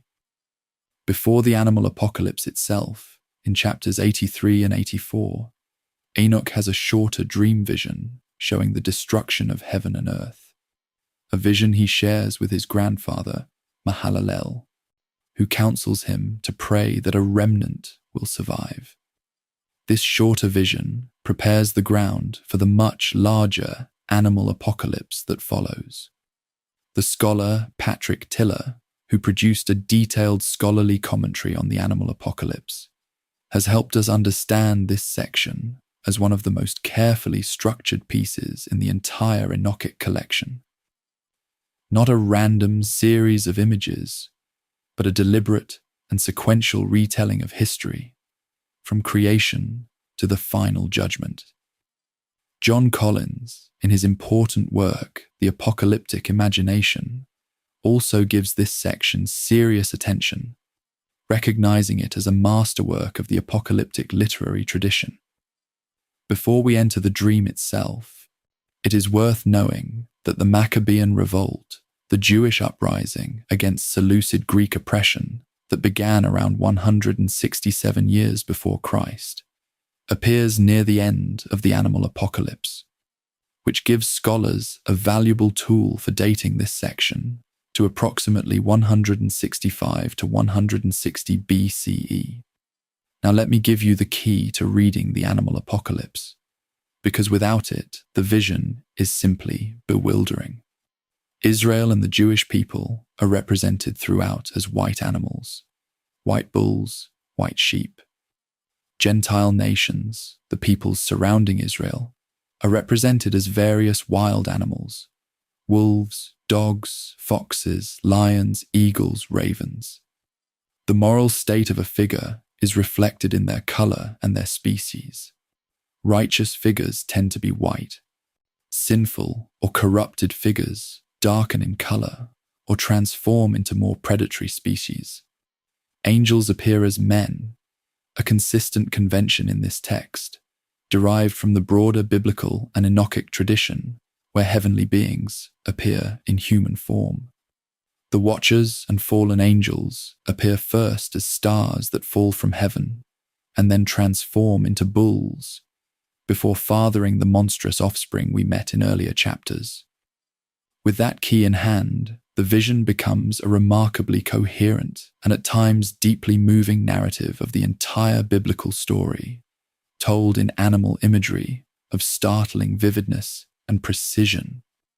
The animal apocalypse begins at the very beginning, with Adam, who appears as a white bull. From Adam comes first a red bull, Cain, and then a black bull, Abel, whose darkness reflects the darkness of his fate. Then a white bull, Seth, from whose line the white animals will continue. The vision tracks the spread of humanity, the descent of the Watchers as falling stars who become bulls and father elephants, camels and asses. The giants, represented here as great and terrible animals. Then comes the flood, with Noah as a white bull who is preserved in a vessel, while the destruction sweeps away everything else.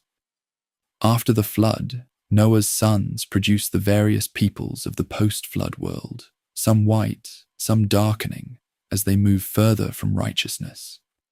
What I find beautiful about this opening section of the animal apocalypse is how efficiently it covers the primordial history we have been exploring across several chapters. Everything we discussed, the Watchers, the giants, the flood, the preservation of Noah, passes before us in compressed animal imagery, each image carrying enormous amounts of narrative and theological weight in just a few verses. Then the vision arrives at Israel's history, and this is where the animal apocalypse becomes especially precise and especially poignant. Israel is represented as a flock of sheep, and the sheep of Israel are surrounded on all sides by wild animals, wolves, dogs, lions, who prey on them constantly. Moses appears as a sheep who causes a great sea to swallow the pursuing wolves, a clear retelling of the Exodus in chapter 89, verses 18 through 27.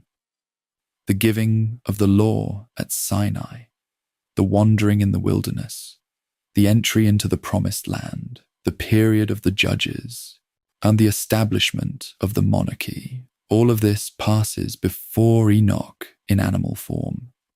What strikes me deeply about this section is the tenderness with which the ancient writer treats the suffering of the sheep. Israel as a vulnerable flock constantly menaced by predators, surviving not through their own strength, but through divine intervention and divine protection. The sheep are not heroic figures in this vision. They are fragile, often faithless, frequently led astray. But they are watched over, and their suffering is recorded, and the one who watches over them has not forgotten them. The section of the animal apocalypse dealing with the temple period and the Babylonian exile is one of the most theologically complex and emotionally charged passages in the entire vision. After the period of David and Solomon, the sheep begin to become blind. They lose the ability to see clearly, a metaphor for spiritual faithlessness and covenantal unfaithfulness. When the Babylonian exile comes, the Lord of the sheep hands the flock over to the lions and the beasts and the birds of prey, to the Gentile nations who will dominate them. 70 shepherds are appointed to oversee the flock during this period of Gentile dominance, each shepherd receiving a limited mandate over a specific portion of time. But the shepherds, crucially, abuse their mandate. They allow far more destruction than God authorized. They let the beasts destroy more sheep than they were permitted to destroy. And an angel records all of this in a book, writing down the names of the shepherds and the excess of their destruction, and so that their accountability is preserved for the final judgment. The image of the recording angel, keeping meticulous notes on injustice, is one of the most comforting images in the entire text for communities who felt that the violence against them was going unwitnessed. Here is where the animal apocalypse catches up to the moment of its own composition, and where it becomes most explicitly a document of its own time, rather than purely a retelling of the past. As the vision approaches the 2nd century before Christ, the sheep begin to have eyes opened.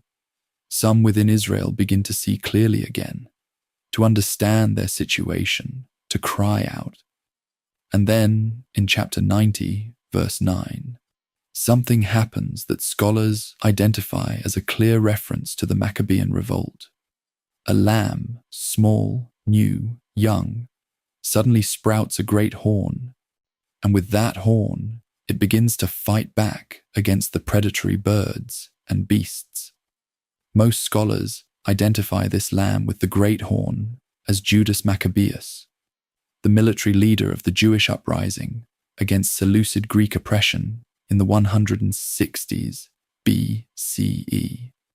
The Maccabean revolt was a transformative moment in Jewish history, a small and outgunned Jewish community fighting back with extraordinary ferocity against a superpower that had desecrated the Jerusalem temple and banned the practice of Torah.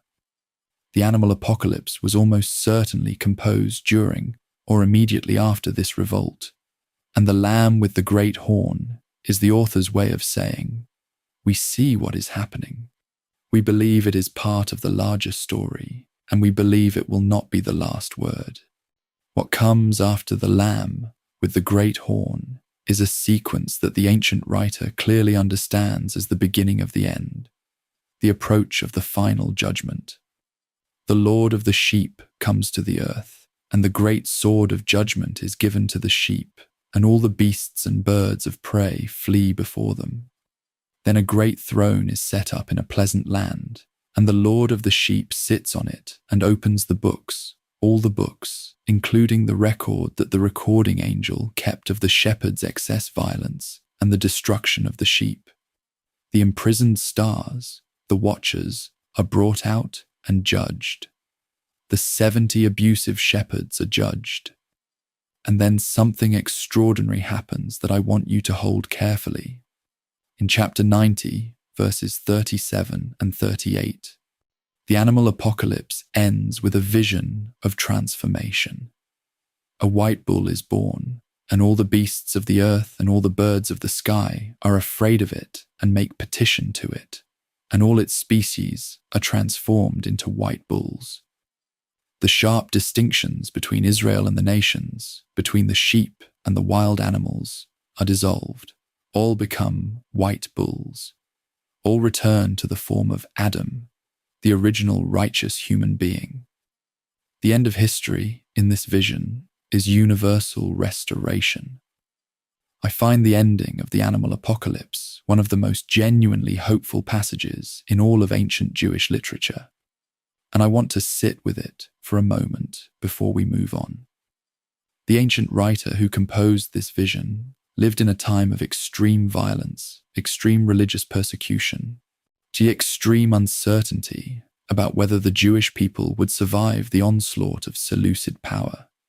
He or she watched the temple be desecrated, watched Torah observance be outlawed, watched fellow Jews be killed for refusing to abandon their faith. And the answer this writer gave, in the language of a dream vision, was not just that Israel would survive, or that the oppressors would be punished, though those things are in the vision. The answer was that the end of the story is the restoration of all things to their original dignity, the transformation of the predators into something that no longer preys, the healing of the ancient division between Israel and the nations. That is a remarkable thing to believe in the middle of a persecution. That is a remarkable thing to write down and give to your community as a word of hope. As we think together about the theological significance of the animal apocalypse, I want to highlight something that connects this section to the wider Enochic tradition we have been exploring across these chapters. Throughout all of 1st Enoch, there is a consistent insistence that history is not random, that it is not simply the story of whoever has the most military power at any given moment. History is moving toward something. The recording angel is keeping accurate accounts. The judgment that seems delayed is not absent. It is coming, and when it comes, it will be comprehensive and perfectly informed, missing nothing that the shepherds did in excess of their mandate, missing none of the sheep whose deaths were unauthorized. The animal apocalypse expresses this conviction in the most vivid and accessible literary form the ancient writers had available. Story, symbol, dream. It tells its community. We are in a particular chapter of a long book, and the book has a good ending. We may be in the darkest part of the chapter right now, but we know how the story ends, because Enoch saw it in a dream by the waters of Dan. As we close this chapter, I want you to rest in the image of that final white bull, the great progenitor, the Adamic figure who appears at the end of all history and under whose presence all the wild animals lose their wildness and find their way back to their original nature. The ancient writer hid this image of restoration at the very end of a long, painful, honest account of everything that went wrong in human history. All the wolves, all the blind sheep, all the abusive shepherds, all the destroyed flocks. And then, at the end, a white bull, a beginning that looks like an ending, a restoration that looks like a birth. In our next chapter, we move from this dream vision to Enoch's final written words, the Epistle of Enoch, where, rather than speaking through the medium of animal symbols and heavenly visions, Enoch speaks directly. He addresses the righteous and the wicked of the future in his own voice, with words of warning and words of comfort as a teacher writing for students he will never meet. Let that image of restoration stay with you now, gently, as you move into sleep. There is something deeply moving about a letter written not for the people standing in the room, but for those who have not yet been born. When I think about why people write for the future, why they commit words to clay tablets or scrolls or pages addressed to readers they will never meet, I think it is because they believe that what they have understood is too important to die with them. Tonight, we enter the final section of 1st Enoch, the Epistle of Enoch, covering chapters 91 through 108. And this is exactly what we find. The ancient writers who composed this material wrote it in the voice of Enoch, but they addressed it explicitly to people in the distant future, to the elect and the righteous who would live in the days of tribulation, to communities not yet born who would find in these words the sustenance they needed to survive what was coming. I find that extraordinarily human. This act of reaching forward across time with words of warning and comfort and fierce, sustaining conviction. Let me share those words with you tonight. The framing of the entire Book of Enoch, expressed clearly in chapter 1, verse 1, establishes from the very beginning that Enoch is not writing for his own contemporaries. He is writing a blessing, the text says, for the elect and righteous who will be alive in the day of tribulation. This is not a book for people who are comfortable, people who have power, people whose lives are going smoothly. It is a book for people in crisis, people who are watching the wicked prosper around them, who are suffering under oppressive power, who are struggling to maintain faith in a God whose justice seems very far away. The Epistle of Enoch, as the final section of this collection, addresses those communities most directly and most personally. Where the Book of Watchers told a story, where the similitudes presented a vision, where the animal apocalypse encoded history in symbols, the epistle speaks plainly in the direct voice of a teacher who is not hiding behind imagery, who wants to be understood without the need for decoding. After all the visions and all the cosmic geography and all the heavenly throne rooms, the ancient writer takes off the apocalyptic dress and just talks to you. One of the structurally remarkable features of the epistle is a section within it called the Apocalypse of Weeks, found in chapters 93, verses 1 through 10, and then continuing in chapter 91, verses 11 through 17. I want to be clear with you about something slightly unusual here. These two portions of the Apocalypse of Weeks actually appear out of their logical order in the manuscript tradition, with chapter 91, verses 11 through 17, coming before chapter 93, in the logical sequence, even though they appear after it in the manuscript numbering.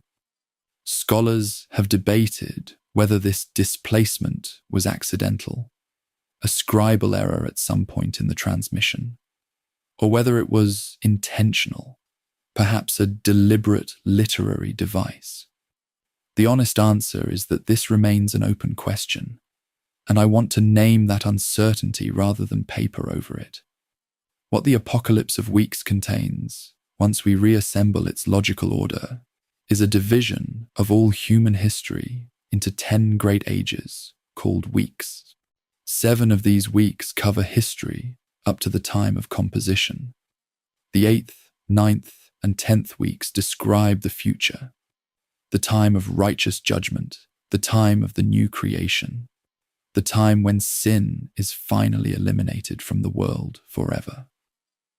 The 8th week of the Apocalypse of Weeks is particularly significant, and I want to share it with you carefully. Chapter 91, verse 12, describes the 8th week as a week of righteousness, in which a sword is given to the righteous to execute judgment on the oppressors. This week sees the building of a house for the great king, a temple, a dwelling place of God, in glorious splendor. The 9th week involves the righteous judgment being revealed to all the world, and the 10th week is the final judgment, when the watchers are judged forever. The old heaven passes away, and a new heaven appears. What the ancient writer is doing with the 10-week structure is giving the suffering community a map, a sense that their own painful moment is not the end of the story, that it falls within a larger divine plan whose next chapter is already written, whose conclusion is already certain. You are in week 7, the ancient writer seems to be saying. Week 8 is coming. Hold on. The sword of righteousness is being prepared, even now. Let me walk you through the woes of the epistle, because they form the most confrontational and morally direct section of the entire Enochic collection. In chapters 94 through 99, a series of woes are pronounced, formal pronouncements of judgment against specific categories of sinful behavior. The wealthy who built their houses with sin are pronounced against. Those who acquire silver and gold unjustly are warned that their riches will pour out before them at the moment of judgment and be taken away. Those who deny God's name are warned. Those who worship idols are warned. Those who cause the blood of the righteous to be shed are warned. What is striking about these woes is their social specificity. They are not directed at vague, abstract sinners, but at particular economic and social behaviors. the oppression of the poor by the wealthy, the use of legal and political power to victimize the vulnerable, the accumulation of wealth through injustice. These are the sins the epistle most consistently and most urgently condemns.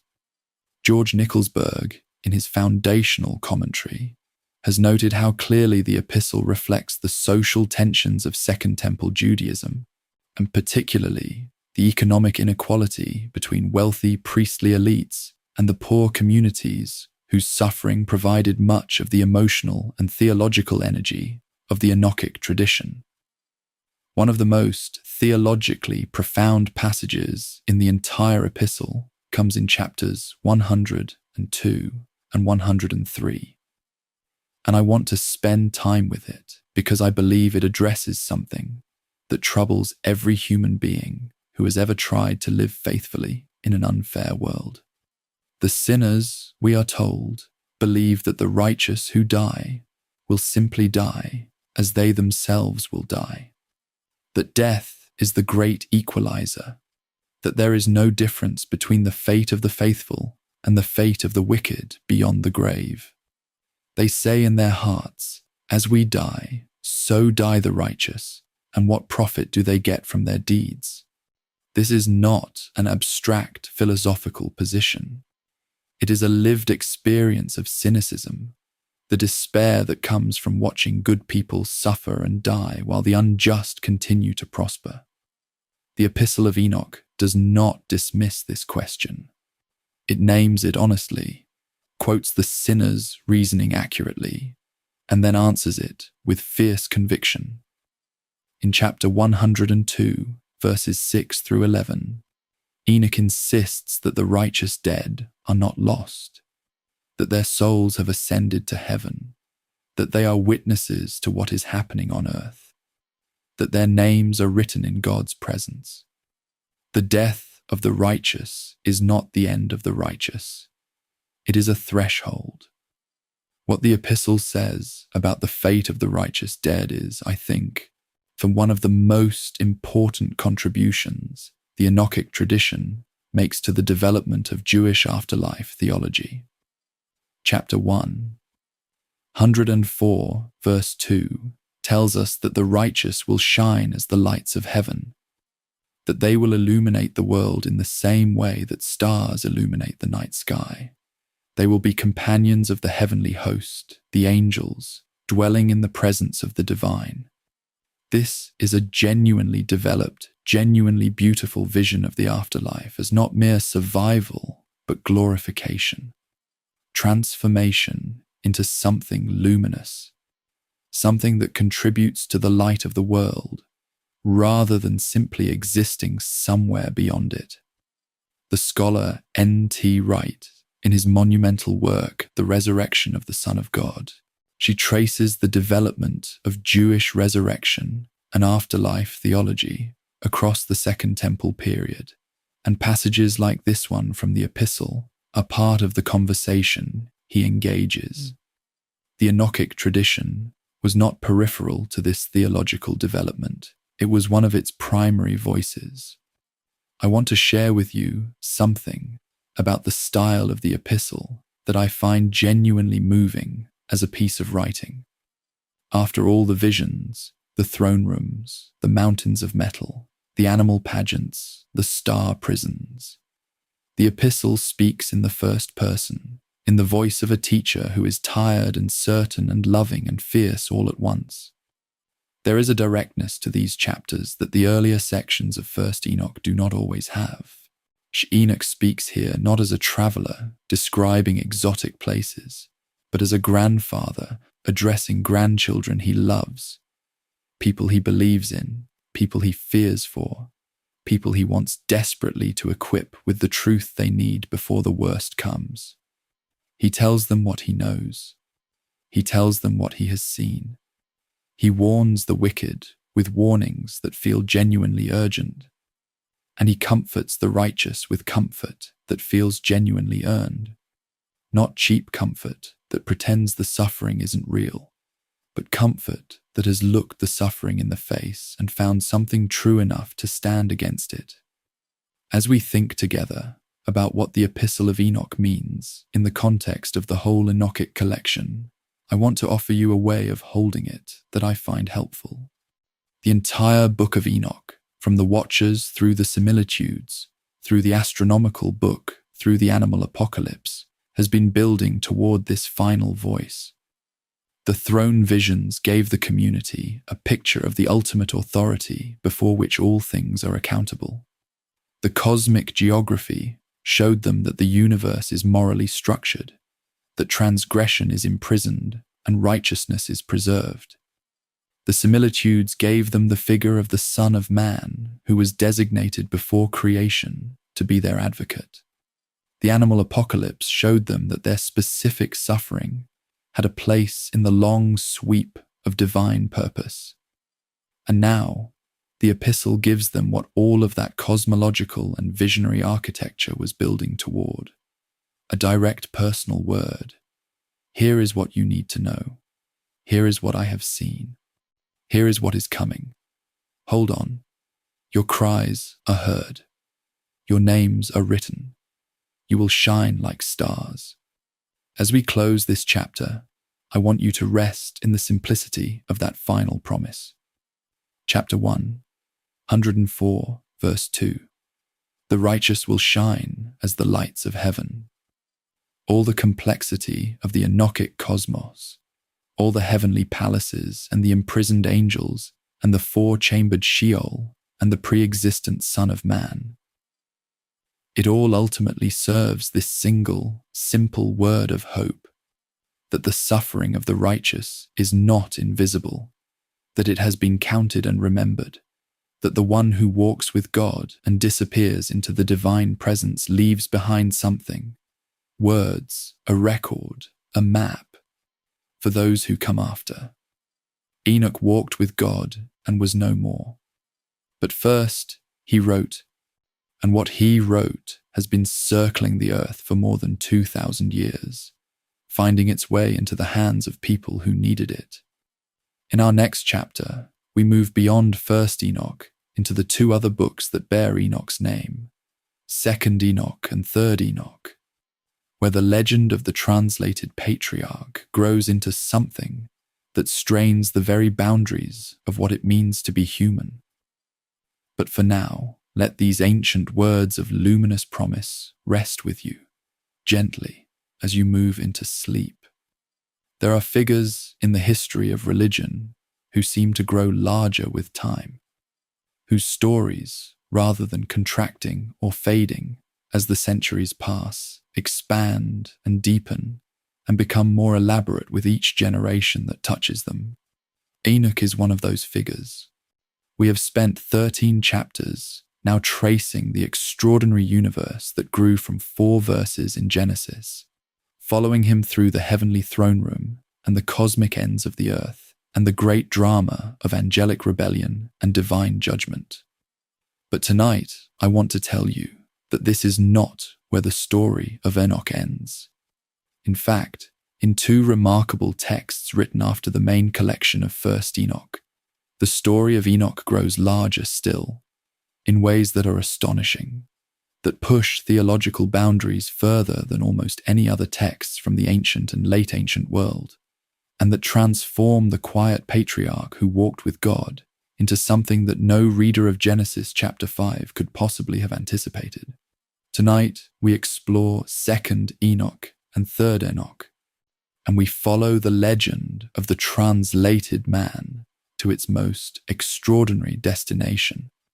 2nd Enoch, sometimes called the Slavonic Enoch, because the complete text has survived primarily in Old Slavonic manuscripts, is a text whose date remains one of the genuinely unresolved puzzles of ancient Jewish and Christian studies. The scholar F. Y. Anderson, who produced the standard English translation in James Charlesworth's collection of Old Testament pseudepigrapha, has argued that 2nd Enoch may have roots as early as the 1st century of the Common Era, possibly written in Egypt in a Jewish community influenced by both Hebrew and Greek thought. Other scholars have suggested that the text, as we have it, is a later composition, possibly medieval, though potentially preserving older material. I want to be honest with you about this uncertainty rather than pretend it does not exist. The dating of 2nd Enoch is genuinely disputed, and responsible scholarship holds that question open. What we can say is that 2nd Enoch represents an expansion and elaboration of the Enochic tradition that takes the basic elements we have encountered in 1st Enoch, the heavenly journey, the divine throne, the angelic guides, and develops them into a richer, more philosophically developed, and in some ways more cosmologically ambitious narrative. The most immediately striking feature of 2nd Enoch is its cosmology, where 1st Enoch operates with a relatively simple picture of heaven and earth. 2nd Enoch describes Enoch ascending through not 1 or 2 or 3 heavens, but 10. A 10-heaven cosmological system that reflects a more elaborate, possibly more Hellenistic influenced picture of the structure of the universe. Enoch moves through these 10 heavens in chapters 3 through 22, guided by 2 angelic figures, passing through regions of varying light and darkness and being shown the inhabitants and contents of each heavenly level. In the 1st heaven, he sees a great sea of crystal. In the 2nd heaven, he sees prisoners in darkness, fallen angels awaiting judgment. In the 3rd heaven, he encounters a place of extraordinary beauty and abundance that the text identifies as paradise, with the tree of life at its center. He also sees in the 3rd heaven a place of torment for the wicked. Each level of the cosmos adds something to the picture. Each heaven is a distinct zone with its own character, its own population, its own relationship to the overall divine plan. The 10 heavens schema gives 2nd Enoch an almost architectural quality, as though the entire cosmos is a great building whose floor plan Enoch is the first human being to map completely. The moment in 2nd Enoch that I find most humanly poignant comes near the end of Enoch's heavenly journey, in chapters 67 through 69, where the text describes Enoch's exact age at the time of his translation. 2nd Enoch gives this as 365 years, matching precisely the figure in Genesis chapter 5, verse 23. But what makes this passage so moving is what surrounds the number. Enoch is brought before his family, before his sons and his household and the elders of the people, and he speaks to them. He teaches them. He passes on what he has seen and learned in the heavens. He says goodbye to those he loves, and then he is taken. The 2 angels who accompanied him through the 10 heavens return, and they carry him away in the presence of his family, and he is gone. That scene, the departure, the farewell, the teaching given and received before the translated one disappears, is one of the most tender passages in all of the Enochic literature, and it gives the ancient story of Genesis chapter 5, verse 24, a human texture and emotional weight that the biblical text itself, with its economy of words, could not provide. 3rd Enoch is a different kind of text entirely, later, stranger, and in some ways, the most theologically adventurous of all the Enochic writings. It is sometimes called the Hebrew Book of Enoch, or by its traditional title, Sefer Hekalot, the Book of the Heavenly Palaces, and it belongs to the tradition of Jewish mysticism known as Hekalot literature, which flourished in the late antique period, roughly from the 3rd through the 7th centuries of the Common Era. The scholar P. Alexander, who produced the standard English translation in the Charlesworth collection, has helped us understand 3rd Enoch as a text that operates within the framework of Merkaba mysticism, the Jewish mystical tradition centered on the experience of the divine chariot and the ascent through the heavenly palaces to the divine throne. In this context, a 3rd Enoch presents itself as a first-person account by a rabbi named Ishmael, a figure from the early rabbinic period, who ascends into the seventh heaven and encounters a being of overwhelming majesty and power. The identity of that being is the heart of the entire text, and it is where the Enochic tradition reaches its most theologically extraordinary point. The great being that Rabbi Ishmael encounters in 3rd Enoch is Metatron, and Metatron, the text reveals, is Enoch, the ancient patriarch of Genesis chapter 5, who was translated by God and then transformed.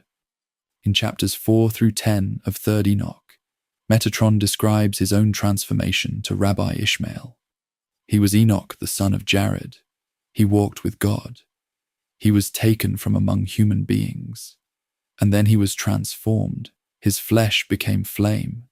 His bones became glowing coals. His eyes became torches of fire.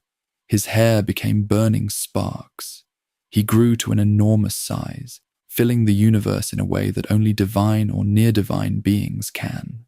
He was given 70 names. He was given a throne like God's throne, placed at the entrance to the 7th heaven, and he was crowned. In chapter 3, verse 2 of 3rd Enoch, God addresses Metatron as the lesser YHWH, using a title that places this transformed human patriarch at the summit of the angelic hierarchy, immediately beneath the divine itself. Enoch, who walked with God in Genesis, has in 3rd Enoch become, through divine transformation, something that strains the very categories of Jewish monotheism. I want to be very careful with you about how we understand the title, the lesser YHWH, because it generated genuine controversy and alarm in early Jewish religious communities. The phrase appears in 3rd Enoch, chapter 12 and chapter 13, where Metatron's throne and his name are described. The concern that this figure raised for some rabbinic authorities was precisely the concern about what scholars call the two powers in heaven. The idea that alongside the one God, there might be a second divine figure, a lesser God or a near God who shared in divine authority and divine honor. This was considered dangerous theology by mainstream rabbinic Judaism, a potential breach of the strict monotheism that distinguished Judaism from its religious neighbors. There are passages in the Talmud and in other rabbinic literature that engage with this concern directly, and the discomfort is real and historically documented. I do not want to present Metatron's role in 3rd Enoch as normative Jewish belief. It was contested, it was controversial, and it represents an extreme edge of the Enochic theological tradition rather than its center. But the controversy itself is historically significant, showing us how the expanding Enoch legend continued to generate theological debate long after 1st Enoch had entered its long hibernation in the caves of Qumran and the monasteries of Ethiopia.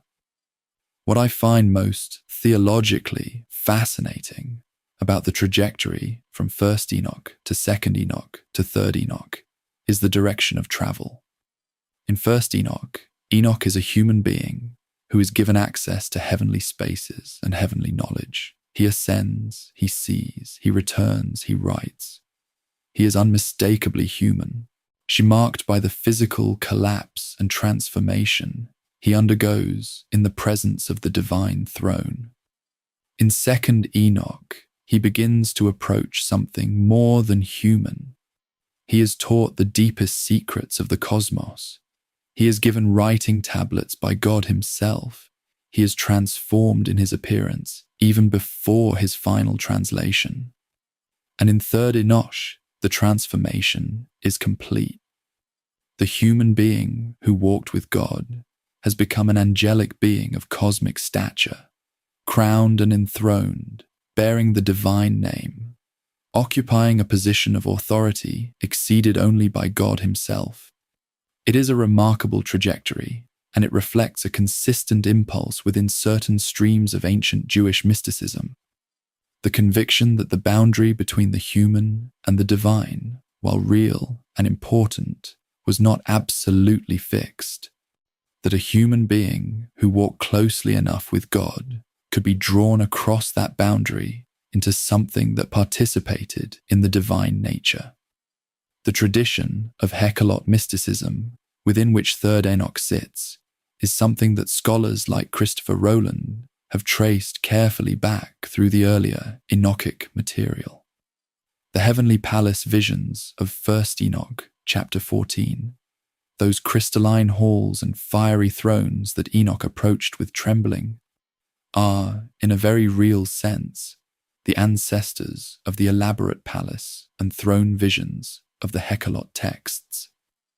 What the ancient Enochic writers began, the later mystical tradition elaborated over centuries, building ever more detailed maps of the heavenly architecture, ever more precise accounts of the angelic hierarchies. She ever more developed accounts of what happens when a human being penetrates to the innermost chamber and stands before the throne. Third Enoch represents the fullest flowering of that tradition under the sign of Enoch's name. The final chapter in the legend of a man who began by walking simply and faithfully with God and ended in the mystical imagination of the ancient world as the crowned regent of heaven. As I sit with all of this, the 10 heavens of 2nd Enoch, the crowned Metatron of 3rd Enoch, the transformation of a simple Genesis patriarch into the lesser YHWH. What moves me most is not the theological daring of these ancient writers, extraordinary as that is. What moves me is the continuity of the impulse driving all of it. From Genesis chapter 5, verse 24, God took him to the crystalline throne room of 1st Enoch chapter 14, to the 10 heaven ascent of 2nd Enoch, to the crowned Metatron of 3rd Enoch. It is all one long, searching, passionate attempt to answer the same question. What does it mean to walk with God so closely that the ordinary distance between the human and the divine begins to close? What happens at the limit of that kind of intimacy? What does a human being become when the God who made them draws them all the way into the divine presence and does not send them back? The ancient writers gave many different answers across many centuries, but they all agreed that the answer was worth spending a lifetime trying to understand. As we close this chapter and let the image of the transformed Enoch Metatron settle into your resting mind, that ancient patriarch, now crowned and vast and luminous at the threshold of the divine presence, I want you to carry one thought with you. Every tradition that has wrestled seriously with the figure of Enoch has agreed on at least this, that the man who walked with God left something behind. Not just his translated body, not just his absence. He left his words. He left his testimony. He left the ancient texts we have been exploring together across these 14 chapters. Texts that preserved his name and his vision, and his fierce conviction that the universe is ordered, that justice is real, that the suffering of the righteous is known, and that the story is moving towards something good. In our final chapter, we gather all of these threads together and ask the question that the entire tradition has been building toward. What is the lasting legacy of Enoch? And why does this ancient, complex, sometimes strange collection of writings still find its way into human hands and human hearts after more than 2,000 years? Let yourself rest now, and let the ancient light of the translated patriarch shine gently over your sleep. We have come a long way together. We began with 4 verses in the 5th chapter of Genesis, a man who walked with God and was taken. And we have followed that quiet beginning through 200 fallen angels on a mountaintop, through a throne room made of crystal and fire, through a cosmic map of prisons and trees and four-chambered realms of the dead, through the pre-existent Son of Man, waiting in divine silence before the creation of the sun, through a dream where all of human history passed before a sleeping patriarch as a procession of animals, and finally through the extraordinary legend of a human being transformed into the crowned regent of heaven. Tonight, in this final chapter, I want to sit with you at the end of that long journey and ask a question that I think the whole journey has been preparing us for. What does it all mean, and why does it still matter? Not in an abstract or academic sense, but in the most personal sense. Why has this ancient literature survived 2,000 years of suppression and neglect and rediscovery? What does it give people that they keep coming back to find? Let me share with you what I have come to believe about those questions. Let us start with the most concrete piece of evidence we have for the early importance of the Enochic tradition, the New Testament itself. In the letter of Jude, verses 14 and 15, we read a direct quotation from the first chapter of the Book of Enoch, verse 9. The text reads, Enoch, the seventh from Adam, prophesied about these people when he said, Behold, the Lord comes with 10,000s of his holy ones to execute judgment on all. This is the Apostle Jude, writing in the 1st century of the Common Era, writing to early Christian communities, writing what would eventually become part of the New Testament canon, quoting the Book of Enoch as prophecy. Not as interesting literature, not as ancient folklore, as prophecy, as the ancient writer of the Epistle of Jude treated the Enochic tradition with the same seriousness with which he treated the writings of Moses or the prophets. For Jude, the Book of Enoch was a witness to truth, an ancient voice that confirmed what he believed about the coming judgment and the holiness of God. I find this remarkable, and I want you to hold it carefully, because it tells us that for at least some of the earliest Christians, the Book of Enoch was not a peripheral or suspicious text. It was a living part of the tradition they had inherited and trusted. The second letter of Peter, chapter 2, verse 4, gives us another canonical New Testament passage that many scholars connect to the Enochic tradition. The text refers to God not sparing the angels when they sinned, but casting them into Tartarus. The Greek word used here, atartarosas, is a very specific term drawn from Greek mythology, referring to a deep abyss, and its appearance in a New Testament letter suggests that the writer was drawing on a developed tradition about the imprisonment of fallen angels that parallels closely what we find in the Book of Enoch. Whether the writer of 2 Peter had the Book of Enoch open in front of him or was drawing on the same shared tradition, the conceptual overlap is unmistakable. What this tells us is that the ideas in the Book of Enoch, the rebellion of the angels, their imprisonment, the coming judgment, were circulating widely enough in early Christian communities to find their way into texts that would eventually be canonized. The Enochic tradition left fingerprints on the New Testament, and those fingerprints are still visible to anyone who knows where to look. The story of the Enochic tradition in the early centuries of Christianity is a complicated and genuinely interesting one, and I want to share it with you honestly, because it helps explain why most Christians today have never encountered these texts. In the late 2nd and early 3rd centuries, the great North African theologian Tertullian wrote warmly about the Book of Enoch. He argued in his work De Cultu Feminarum, meaning on the dress of women, that the Book of Enoch was genuine ancient scripture, preserved through Noah across the flood. Tertullian found in the Watcher story, particularly in Azazel's teaching of cosmetics and ornaments to women, a powerful argument for modesty and simplicity in Christian life. Origen, the great Alexandrian scholar and theologian, engaged with Enochic ideas in his theological writings.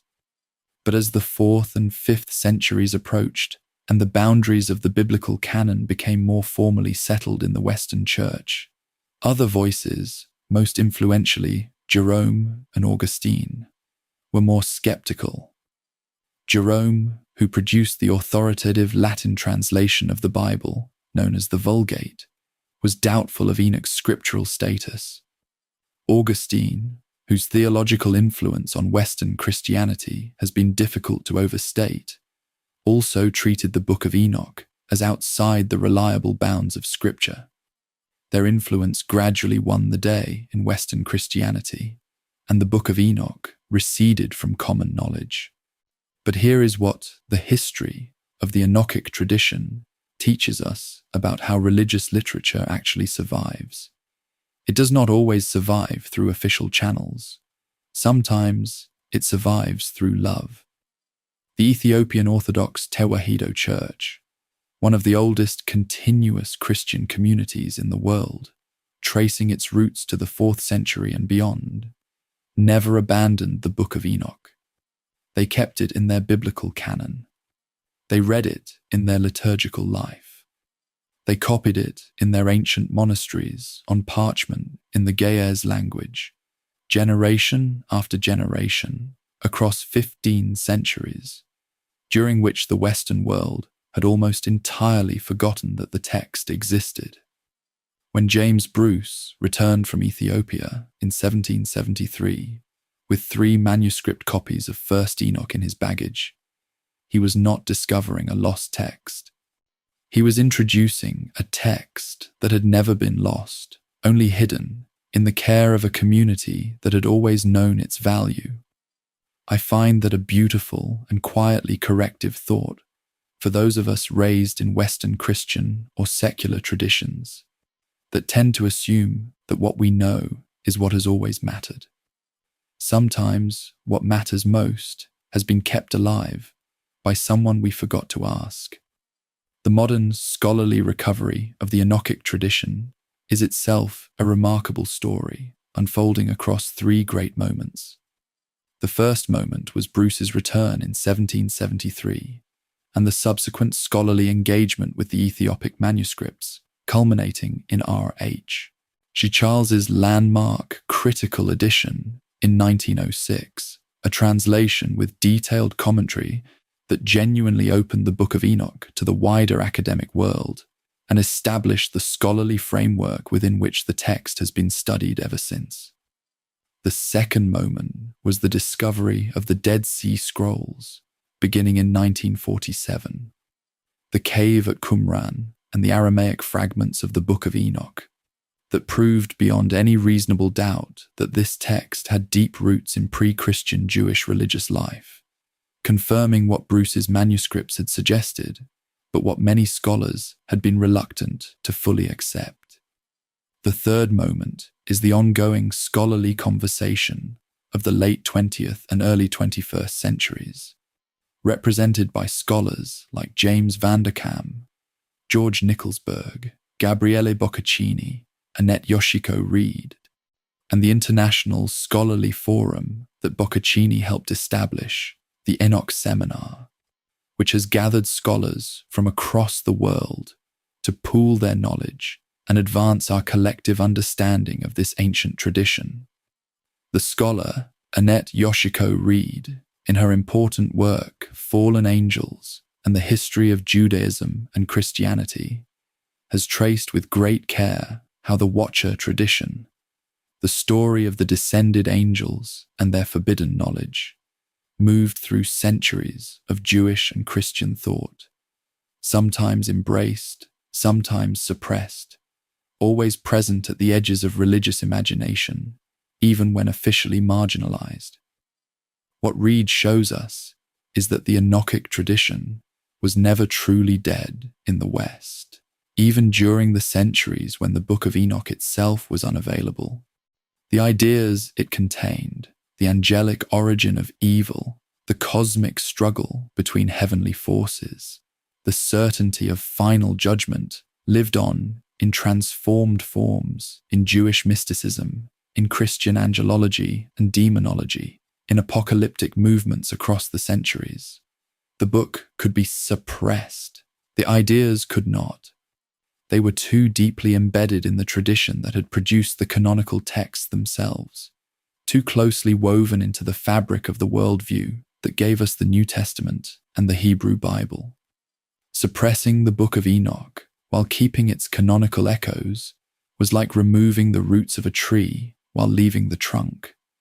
The tree would live, but it would lose its deepest anchorage in the earth. I want to address something directly tonight that the chapter outline flags carefully, because I think honesty here serves us better than silence. The Book of Enoch has, in recent decades, attracted a great deal of attention in popular media and online communities. Some of it genuinely curious and historically grounded, but some of it deeply sensationalized. The text is sometimes presented as a forbidden book containing dangerous secrets that powerful institutions deliberately suppress to hide the truth. That narrative is not historically accurate, and I want to be clear with you about why. The Book of Enoch was not excluded from most biblical canons through an act of conspiracy or suppression. It was the result of a long, messy, genuinely contested process of discernment in multiple religious communities, in which serious people argued in good faith about which texts reliably transmitted the voice of divine revelation and which did not. Jerome and Augustine were not hiding the truth. They had a different judgment about the authority of this text than Tertullian and the Ethiopian Church did. That disagreement was real and substantive, and it is not well served by turning it into a story of institutional villainy. The Book of Enoch is extraordinary enough on its own terms. It does not need a conspiracy theory to make it important. What the Book of Enoch gives us, this ancient, composite, visionary, morally serious collection that has traveled across 2 millennia, from the caves of Judea to the monasteries of Ethiopia to the laboratories of modern scholars, is something genuinely rare. It gives us a window into the full breadth of ancient Jewish religious imagination at one of the most creative and turbulent periods in its history. It shows us that the Second Temple period was not a monolithic religious culture, simply waiting to be defined by the emergence of Christianity and Rabbinic Judaism. It was a living, arguing, visionary, desperately hopeful community of people, asking the hardest questions their world put before them, and answering those questions with extraordinary creativity and courage. The Enochic writers looked at a world full of oppression and violence and injustice and cosmic disorder and said, "We see all of it, we name all of it, and we believe that it is not the final word." They mapped the prisons of the angels and the chambers of the dead and the far ends of the universe, because they needed to believe that the universe was big enough to hold both the suffering they knew and the justice they hoped for. That is a human need that has not diminished across 2,000 years. As we come to the end of this 15th and final chapter, I want to say something personal to you, something that reflects what I have come to feel after spending so much time with this ancient tradition. The Book of Enoch is not easy. It is strange, sometimes bewildering, sometimes dark, sometimes so theologically ambitious that it strains against the limits of human language. But underneath all of its complexity, I'm underneath the watchers and the giants and the archangels and the cosmic geography and the Metatron and the animal apocalypse. Underneath all of it, there is a very simple conviction that I find deeply moving and deeply true. The conviction that a life lived faithfully, that a walk taken honestly with whatever you understand God to be, that a commitment maintained through suffering and uncertainty and the apparent triumph of the unjust, none of it is wasted. None of it is invisible. The righteous scribe is always writing it down. The recording angel is always keeping the books. And somewhere, in whatever we might imagine as the deepest structure of reality, those names are known, those stories are valued, and that faithfulness has a future that the present darkness cannot extinguish. Enoch walked with God and was no more. He was not lost. He was taken. He was found so completely by the divine presence that the ordinary categories of presence and absence no longer applied to him. 2,000 years of literature grew from that quiet disappearance. Literature that has comforted the suffering, challenged the powerful, expanded the theological imagination of whole civilizations, and refused to stay buried no matter how many times history tried to bury it.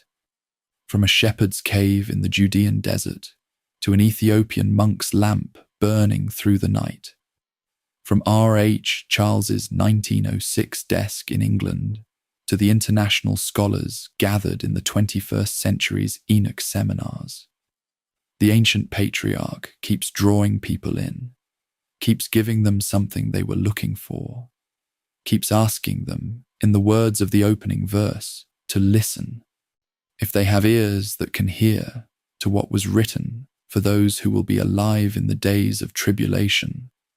We are those people. We have always been those people. And the words are still here, patient as starlight, waiting for us to open them. Rest now in that ancient, generous light and sleep.